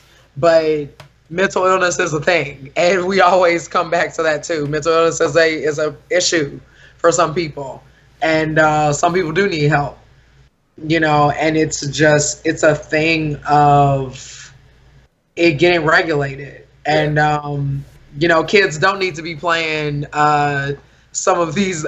Actually, using gaming as an example, games now and the way they look and the way they're so real, just like how you were talking about zombie. What is that freaking zombie movie? The Last of Us. Yeah. Looking at that in compare, well, really, those aren't even zombies. They just have cordyceps, which is a real thing. Science lesson. It just doesn't happen to humans. It happens to like insects. But anyway, like a game like that versus me playing Mortal Kombat 1. Mortal Kombat 1 was violent, but it was not realistic looking. It was graphic and all of that, but it was still cartoony. Yeah. You know, the games now, it's like some of them are so unbelievable, like it looks like you're playing a movie. Yeah.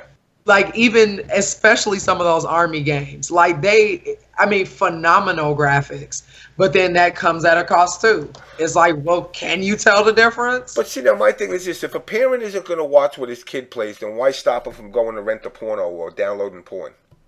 Which, to be quite honest, those days are done. Parents will turn around. What do we got? Here, let me allow that. Parents will encourage their kid to sit in the room on their computer, and then be upset when they walk in and their little 9-year-olds whacking off the porn online. We didn't have that luxury. Like, yes, your ass. First of all, you couldn't get behind the curtain in the video store. First of all, to get the porn, you couldn't. You know. Second of all, you hoped, you know, maybe somebody like dropped a videotape or some shit on the street, and you're like, "Oh my God, is this a porn?"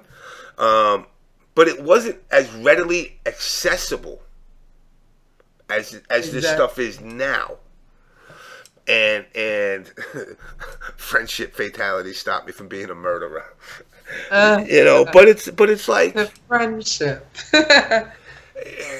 To sit there and be naive and say no, like the stubborn, you know, mule going, nope, not true, makes you sound foolish.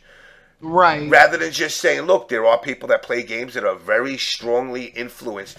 I had brought up a story last episode about a babysitter who wound up having a boyfriend over. They were drinking, and he was acting out Mortal Kombat moves on the kid and killed the kid. This is going back in like 2007. Yeah. And people turned around and said, no, don't blame the game. It's the alcohol. No, it's not. Yeah. You know, and it's like, and it's a tragedy. He was mimicking a wrestling match. Yeah. That I remember that little boy was like, I think he was like 9 or something. Yeah, he's young. You know, and it's like, you know, and I understand. I see the distraction is to take away from the NRA. Listen, my belief, and this is where, again, as somebody that is conservative, I don't like guns. But I know you've actually talked to me about it is a necessary evil, and if you tell me I can't have one, guess what? Now I want one. Right. And the other thing too that's interesting about it is this is a good thing of like, you cannot expect to sit your kids in front of a television or just like buy them all these expensive systems and then expect them to not develop some type of ineptitude. Yeah. You know, like if that's all they're doing, what do you think? Let's put this in an equation. The kid that just shot up the Cruz kid down in Florida. All right, he bought the guns legally. Okay, right. But my point is, why is he buying guns at his age? I was his age. When I was his age, I had no desire to get a gun. No.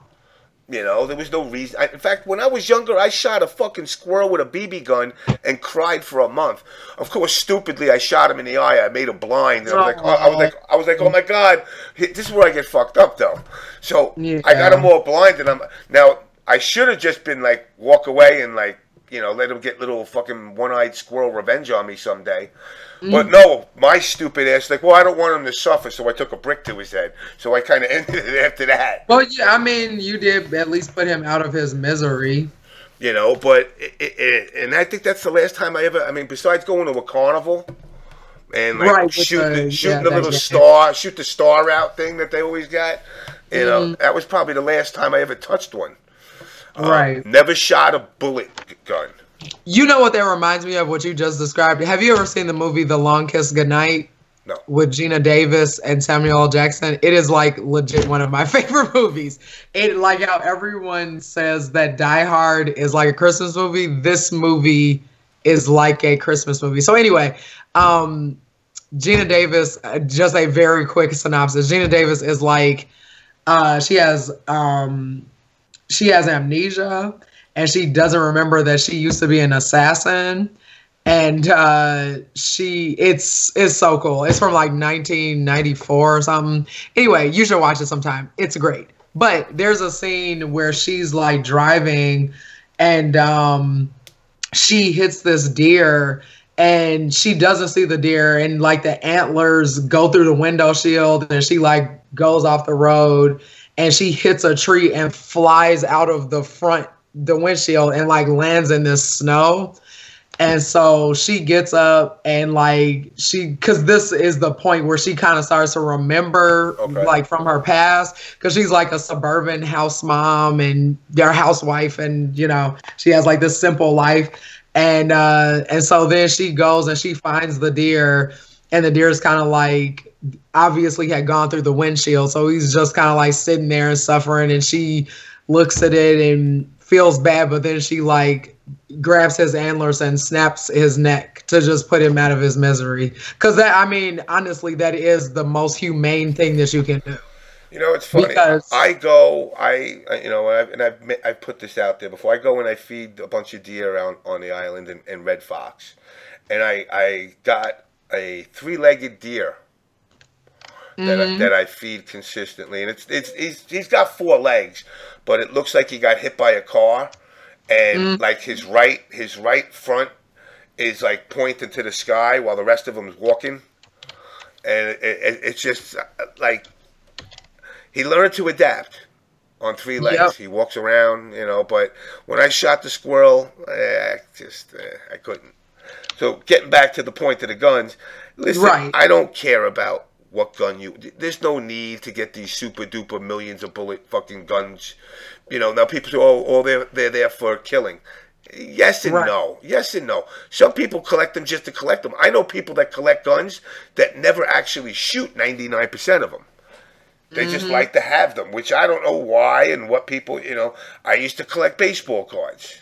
Right. You know, I could kill you with a baseball card, you know, but it's like it's weird how I see certain, you know, especially when it comes to conservatives, you know, saying, you know, oh, they're trying to take our guns.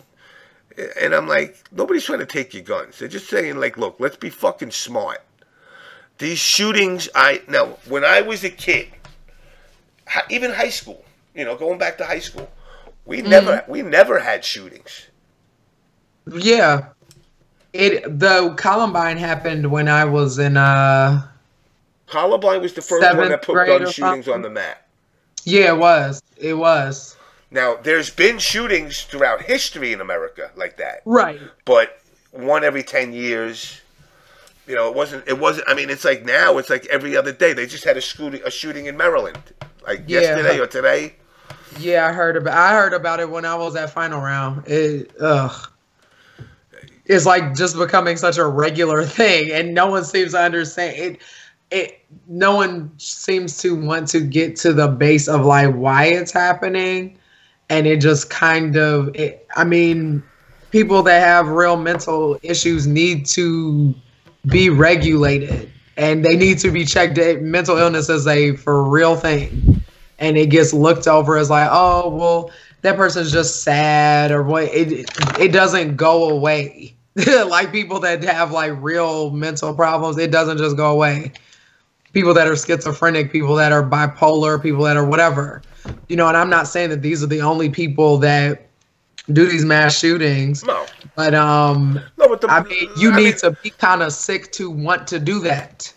What's fucked up is all right, and this goes on like the whole black and white thing. How many school shootings, mass shootings you see at black schools? You don't. And I don't want to hear about the metal detectors and all the other little things that come with it. The clear book bags and all, yeah. It's no, but you just don't. It's a white thing. If really people have gripes in like a lot of black schools, they will take it up with that. I mean, there'll be like people getting jumped, but it won't be something like I'm going to go into school and do, that really just don't happen. No. It doesn't. It really doesn't. That's very true. Very true. But, was there something else that we wanted to talk about? I think we kind of talked about everything on the list. I believe we hit everything. D-Dog wants to pop on, so I'm going to let him pop on for a sec. Okay.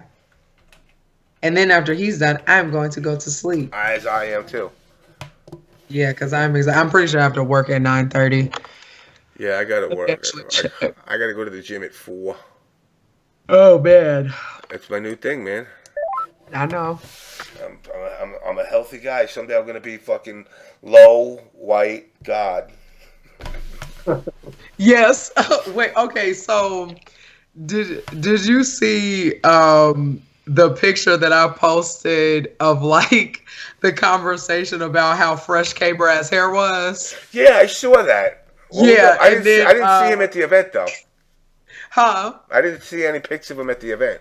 Yeah, I didn't really see too many pictures of him either, but he did look super fresh. He had lost weight and everything. I was like, dang, okay, K-Brad. I was like, get that ghost money. I was like, you Hollywood for real. But no, he looks really good.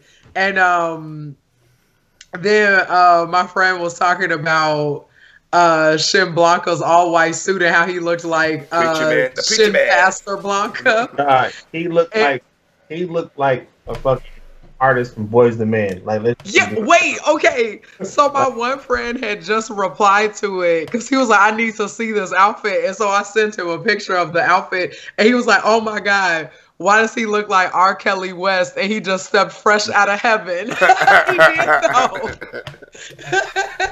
He looked like he had the sunglasses. He looked like an extra from When the Water Runs Dry, Boys.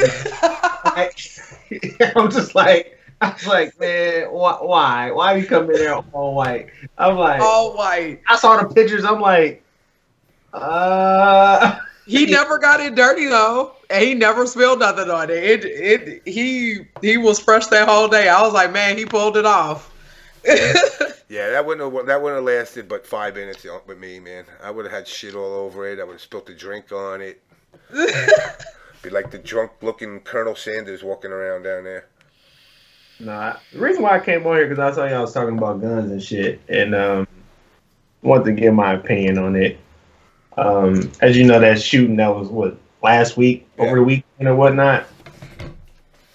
I find it funny that it didn't gain that much of attention about the actual officer on site shot and killed the dude that was an idiot. Now, every time that there's a shooting online, I always dispute that there needs to be someone on site that's properly trained to keep people safe to do that. And that's a prime example of what could happen if more schools actually start doing that. And James is right. You ever notice that mostly all these shootings happen in like the suburbs? The shit ain't happening in the hood, dog. No, because people know better than that. It's not even it's not happening in the hood. It's just that, you know, kids got guns at school in the hood. That's exactly what I was gonna say. I'm not gonna even lie. That's why. Look, when I was in high school, dude, it was so easy to bring a weapon in school. They did a news article on it. A news reporter actually walked through the side with a gun, walked into a classroom, and was like, "Y'all could all have been dead." It was on TV and everything. I was like, "Damn!" And I skipped school that day to get some ass. And I saw. I was like, wise choice. You know what I'm saying? So I just feel like they just need to. They just need to tighten up around these schools. Put these Army Reserves. I was just going to say, I wasn't going to say that. When these guys get out of the military, give them their little psych evaluation and say, look, you know what, you're getting out. We're going to readjust you back into society if they meet the standards for it. Listen, you got a job in your town, where you live, work in the school until, if you find something else. And you're killing two birds with one stone. You're getting guys that get out of the service that served an opportunity to make money to readjust. And at the same time, you're making the kids safe. Yeah, I mean, like, why not do that? I mean, the police not gonna get there fast enough, and you saw what happened in Florida. The police officer didn't even want to go in. No, so exactly, makes you think. I'd rather have somebody that was actually on the line that came back and going willing to risk their life to try to save these kids or whatnot. I mean, arming the teachers is not the when Trump I don't that agree. one. I was like, as much as listen, teachers are there to teach. They're not there to be bodyguards and protectors. I don't agree with teachers. I feel like there needs to be a trained people there that's properly trained to hold a weapon. Secure the schools. Yeah, it's not even about that. It's like not trying to run the shit like a prison or whatnot. It's just that you just got to have someone there that's properly trained. So just in case something pops off, okay, he brought an AR. I got an AR. What's up? Like, right? Like I'm trained to shoot on some taken. But see, now the funny thing about it is this. All right, now if a student, because again, AR isn't a pistol. No, it's not. You're not. If you had them in the front, securing it, you have less chance of getting that into the school. You could even have it up. You know how they got the little tower at the little prison and shit. Again, I'm not trying to say like schools run like prisons, but I'm just saying if you put the little tower up there, have them up there on site. You like, hey, like nah, dog. And you know what? You see a motherfucker walking with you. Don't have to kill him at that point. I'll put you down right there. Right. Basically. You step over this line, I'm shooting your ass. Like that's just serious. And it's coming to that, and of course, depending on which side of the aisle you're on, Republican, Democrat, pro or anti-guns, they both have their idiotic arguments, but at the end of the day, there's no solution getting presented. Nothing. What's so funny about the whole AR thing? Like, it was funny. Like, I was on Shem Blanca's Facebook, and he made a post about how people shouldn't have an AR-15. I'm like, dude, it's my Second Amendment, dude. If I want to go buy an AR-15, I can go buy one. But the fact is, I know I'm not crazy. My AR-15 is in my closet right now, and I'm not. But that don't mean I'm about to just go out and go shoot somebody because slaughtering people. Right? I'm like, it's just stupid. People just need people. I find that people that don't have any type of gun knowledge are the ones that bash gun rights the most. Mm-hmm. And I ask this question, like, do you have a gun in your house? Because if obviously if you have a gun in your house and you have a CPL, you obviously know the laws and you know the rules that they upheld you as if you get in trouble with your pistol. Yeah. That's any state. Yeah. You know what I'm saying? And D-Dog crazy, but not shoot up shit crazy. Yeah, I just read that, Laura. I'm just saying, but it's just, I just find people that don't have any type of gun knowledge or gun training. Those be the ones that go crazy about banning all guns and all this.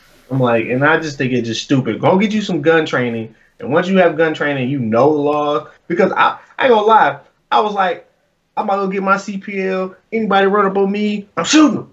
And then when I went to that class, that goes out the door fast.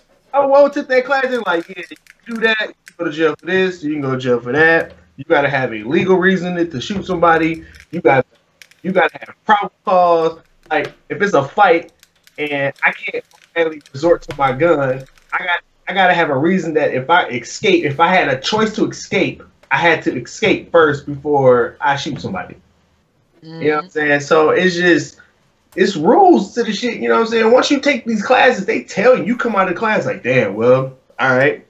I know if I fire this pistol, I know off top that, you know, there's a chance I can go to jail. Exactly.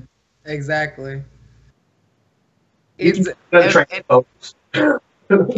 it only happens when it's abused. You know, it's like you can't. Everything is in moderation. You don't just walk around on some gangster shit. I'm not about to thinking that you pretend to be Tupac. That's not like I'm Dante from Devil May Cry.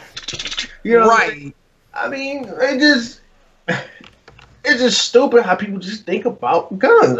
I like every time I see somebody like an idiotic post, my first question is, do you have a firearm? Right. Like so, for me, what it is like you see like all these anti-gun people, but then you got armed security around you, these fucking rich people, and I'm going, wait a second, motherfucker, get rid of your security, then you come talk to me about disarming. Oh wait, you famous? Oh, you famous? So you need to have armed security, you know. Yeah. And at the end, it's like, listen, you get rid of one, you get rid of them all. Now, I also agree, you know, on the perspective of if you get rid of all the guns, the only ones that are going to have the guns in the military. Yeah. Nope. Yeah. You know, way somebody house and I gotta defend myself with a knife. Nah. You know what's funny about that? What you just said before, James, about the celebrities or whatever. I remember catching a lot of heat for this because people thought that I was victim blaming, but I wasn't. I literally had just asked a question and people just assumed their whole thing. Remember when Kim Kardashian got hogtied and thrown in her bathroom in France? And these dudes came in and robbed her when she had a full house of security guards, apparently. Yeah. And they didn't harm her. They didn't do anything to her. They didn't harm her baby. She's fine. She was fine then. She was just traumatized. Yeah. Well, when you travel to another country and you're flaunting your $10,000 worth of jewelry on Instagram, and then you tag where you are, and you think that ain't nobody gonna come and bother you because you're Kim Kardashian? No, you're an idiot. I mean, why would you have done that? I already turned around, like going to Israel. I got a friend. Right. I got a friend that was born and raised there. I don't like guns. First thing I said to him, y'all like to blow shit up. So can I get it? Can you hook me up with something and not a knife? Boom, I'm covered already. Now, exactly. Am I going to be able to legally carry? No, I'm in another country. But you think I'm going to go to a country where you know someone looks at me as like some rich white American that they're going to kidnap and call my parents and say, send us $100,000 or we'll kill them? Because my parents will send them $50 to keep me, you know, and that's about the best I got. So I'm like, yo, I got to arm up just in case. The other thing too that was interesting about that was that because I remember a bunch of people saying that they thought that it was a hoax that she was hogtied or whatever, and I asked a question and I was like on Facebook. Obviously this was when it happened, so it was like 2 years ago, whenever the fuck it was, and I had asked people, did they think it was a hoax or not? From that question, people just were they're like, oh, well, you're victim blaming, you're this, and I was like, I never said how I felt about it at all. I asked y'all. I mean, not for nothing. I mean, I don't want to go with my criminal intent, but if I got a Kardashian at gunpoint in a bathtub, yeah, I might fuck her. I'm just saying. I'm just saying. You know, I mean, I'm not trying to victimize her. G-Dog's face. I mean, I'm just saying. Come on. If you're in that frame of mind to commit that crime and rob, that's elevated. But that was the point. But you're already armed robbing her for thousands. You just turned home invasion to home invasion times rape. Like, right. You just upgraded. You just upgraded but listen, that was the point. They took a lot of risk to do that. Of course they did, but that was the point that I was making at that time. And it was funny because when people were like coming at me about that, like about how I felt, I mean, I didn't really care either way. I just wanted to know what other people thought, if they thought it was a hoax or not. And I even like posted the articles that I had read. People, there were like news outlets saying that they thought it was a hoax. It wasn't my opinion. Yeah, I've seen the reports that they were thinking that was a hoax. That it was a hoax. Yeah. And I said I would not talk about this in a way or like joke about it in a way if she was harmed or if her baby was harmed. I was like, they were fine. I mean, they didn't hit her. They didn't do nothing. I don't want to, but I mean, really, D-Dog, think about it. This is you're committing a crime. You're committing. Wait. You're not you. You're this guy that's out to rob, and you got a chance. You're all right. So you already got one against you right there. So I can't think like that. That's definitely. It's a cut that you're already like, yo, I'm fucked if I get caught. So aren't you gonna be like, yo, if I'm gonna get fucked, at least I fuck a Kardashian. Nah, that you can't say because look, you're gonna go to jail. I'm not going to jail seeing a nigga named Bobo. I'm not. At that point, I'm just but not. Yet, but yet at the same time, on the flip side, they never caught nobody. Nope. I don't remember if they ever caught them or not, because I think it was like 2 dudes or something. It was like it was a fleet of people. They literally just wanted to rob her. That was it. Because did she have security there? Yes, it was a house full of security. So these motherfuckers was Jason Bourne up in that bitch. Yeah, exactly. Because Kanye had a concert in France. She posted, and on something real, it's not that difficult to find out where a celebrity is staying. It's just not. Especially somebody like her. The reason that they robbed her, like I said before, was because she posted on Instagram her $10,000 worth of jewelry. Why are you traveling with that much? Or, I think it was $100,000 worth of jewelry. Stupid. Diamonds and gold. Why would you travel with that much jewelry? Dude. With that expensive amount of jewelry in another country that you don't live in and think that ain't nobody gonna run up on you? She posted it. I'm from Detroit. Where they wear Cartier glasses. They cost damn near $25,000 to $3,000 frames. You think I'm about to be in the hood at night post flaunting that I got $3,000 glasses on my face? No. Hell, motherfuckers gonna fly off my face like a transformer. Right. Oh yeah. Right. But when I'm out of town though, I rock them good because I know don't nobody really be up on them like that unless I go to Atlanta. So exactly. Atlanta and Detroit is where I gotta watch myself if I go to Detroit. If I gotta wear the glasses, but no, ain't no way. She just got caught flaunting, and that's how most people get robbed. Exactly. That's how most people get robbed when you get caught flaunting, and it's gonna be somebody that's gonna try to be on the come up, but. Yeah, and then she got bopped, and that was that. I mean, she got robbed because she was being stupid. If she wanted to post that jewelry, she could have posted it after she had left. Why would you do it in the real time? Mel, it's $11 million. $11 million not worth of posted. Bingo. You don't have to post everything about your life. Yeah. But $11 million. Not everything just need to be posted on social media. And true. After a while, I've learned that, and that's why with my vlogs I kind of like leave a lot of shit out because a lot of things don't need to be seen on the interwebs. I don't need shock value. Virgil said, so it was $11 million worth of jewelry. Fuck yeah. You're an idiot. Why would you ever travel with that? Okay.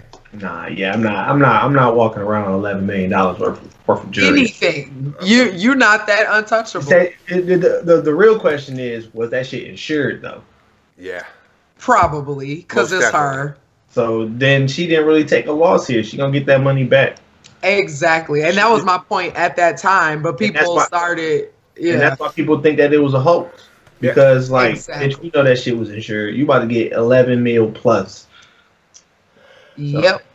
I mean, one of her marriages was a fraud, so that's. I mean, it's kind of like you can't keep doing the same thing and expect different results, and expect people to think of you differently. So, yeah, that was just that just tied into that whole thing that we were talking about before. But yeah, I had actually forgotten about that until just now. Well, I don't want to be the party pooper. That's stupid. It is stupid. I don't want to be the party pooper. If people want to have guns, if they're going to, do anything by any means necessary, they will. And you just kind of cannot put anything past people, whether it is crimes like this idiot posting about mass shooting at Evo and thinking it was a joke. Yeah, that guy was a dumbass. Yeah, very much so. Straight MC dumb fuck right there. I don't understand. I hope that he just wasn't. I hope he was trolling. And even if he was, it's kind of like it's not a good troll. Definitely not a good troll. It's really not at all. It was just I was just like, damn. I was thinking about going to Evo, but I still go anyway. Fuck it, you ain't gonna do shit to me. I'm gonna be in the damn ballroom playing video games. I'm not about to be out in the streets. I mean, gotta get in with that bitch first. So, I was just gonna say, you're not getting in. I mean, you're not getting in with that bitch. Like, hell no. Nope. All right. So anyway, guys, I gotta wrap up because I gotta get some sleep. Melanie gotta get some sleep. D-Dog, I'm sure you gotta get sleep and clean that AR-15. Let me tell you what happened. Okay, wait a minute, real quick. D-Nice said he's still going in the casino, metal detectors, all of that, talking about Evo. Yeah. Anyway. I fucking took a nap, man. I woke up at like 10 o'clock and I'm mad as hell because now I gotta be at work at 8 and I can't go to sleep. Oh. That's why I sedate myself with wine and fucking Theraflu. That's my combination. I wish I smoked weed. If I smoked weed, I'd have no problem just being like. Nah, if I smoke weed, I'm not waking up at 8 o'clock. I ain't fucking to you. Right, not waking up 8 o'clock on Saturday. Damn, that must be some good shit. You need some rest. Nah, I can't, every time I've ever smoked, dude, I'm just a horrible weed smoker. Good at smoking cigarettes, but when it comes to weed, nah, I get on like a different level, start feeling my heartbeat and paranoid. I'm like that dude that you don't want to smoke with you because I start analyzing everything. Just take one puff, pass it. That's all you gotta do. That's enough, man. I'm a lightweight with that shit. So the next episode, do you think I should bring back Pyramid Moxie and talk about this Keisha Howard shit? Because a bunch of people have been asking me about it, and I kind of just want to get out the way. Yeah, I think next week we could do that. That'll be cool. Yeah, then she can stop coming to FGC events and pretending like she cares about games. That'd be cool. Who is this person? Keisha Howard. You'll see. You could come on OBS when next week, or if we do it the week after that, because I don't really have anything going on next week. I'm doing my Googles. I need to see who this person is. Oh yeah, you can Google her. Google that. Yeah, you can Google her. She's a fraud, big time. And yeah, I'm gonna talk about that. Yep, I don't know who this person is. Google Sugar Gamers. Sugar Gamers. So I mean, we just got to make sure we bring some mousse for Cap's hair. Right. Yeah, that was hysterical. Oh, Keisha.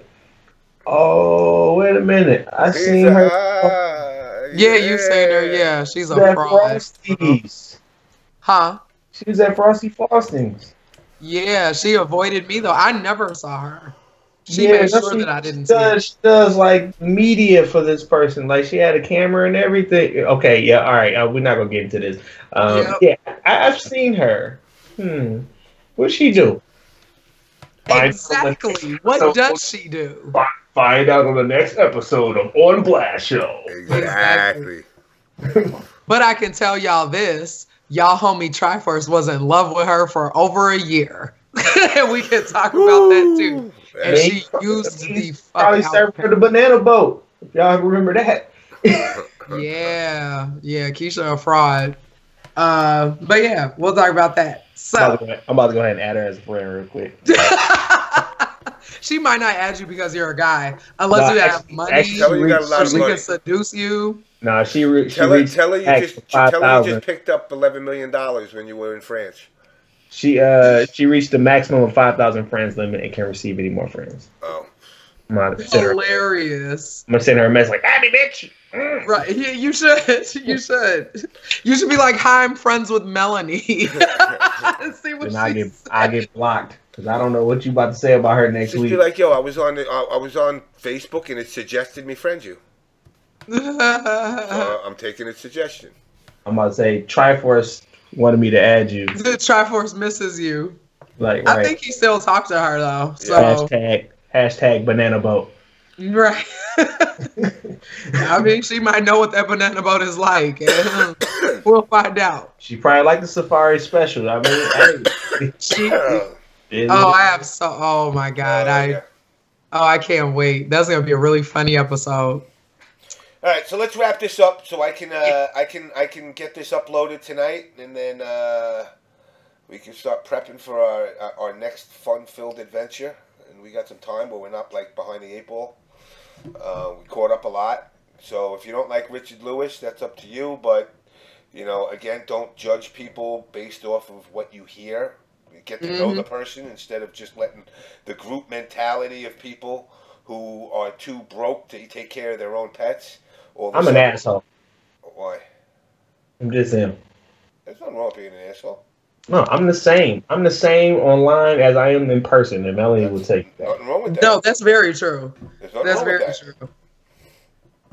And it's like, but it's like, again, guys don't want to be judged, but yet they're the first to judge. Yeah. Now if Richard Lewis goes there, in fact, Richard Lewis did go after them, and they were calling him a bully. I'm like, wait a second. You went at him, tried to get him fired from his job, and now you're calling him a bully because he reacted? Saying, oh, it's just kids and trolls and whatnot. Yeah, okay. Get me fired is not trolling, dude. Glad to see that you and your new love, Mr. Low Tier God, are oh my God. Makeup. Now they're okay. Now there's going to be. I'm so done with all of you. Now I watch there be like shipping it because somebody had tried to ship me in all caps when he first started coming on the show, and I was like, okay, for real, y'all. That's just going to be a thing now. But I'm waiting for the memes tomorrow. I'm sure there will be plenty of memes. Nah, I was sitting here dying. That nigga Chris was like, literally like, this is low.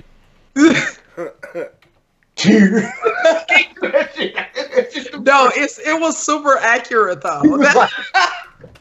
God. What? That stare down lip lick though. That stare down lip lick is like on the fucking like I'm like, yo, did he practice that like fucking for the whole week? He has that down pat. He really did. He said he had the light. Look, he said he had the light skinned thing. Low tier boo. I'm done. LTB. Low tier boo. Said he had the light skinnedness going on. Like, hey, what's up? It was kind of like that though, which is what made it so funny. When Chris was saying, oh my God, y'all wasn't even there, and no, I'm done. Okay, good night. All right. Let's get off. Bye. All right, guys, we will talk. I'm dropping you guys. We will talk. Have a good night. Have a good night, D-Dog. Have a good night, Mel. We shall talk later, maybe in the morning. Peace. Peace. So anyway, guys, like I said, you know, don't judge people don't be a hypocrite in the community. Don't judge people based on your beliefs and then get mad when you're basically called out for it. And don't be a hypocrite to anybody. Be nice to each other. You don't have to go around hating each other. But with that said, guys, my ass got to get sleep because I got to be at the gym at 4 in the morning. So I'm out. Peace.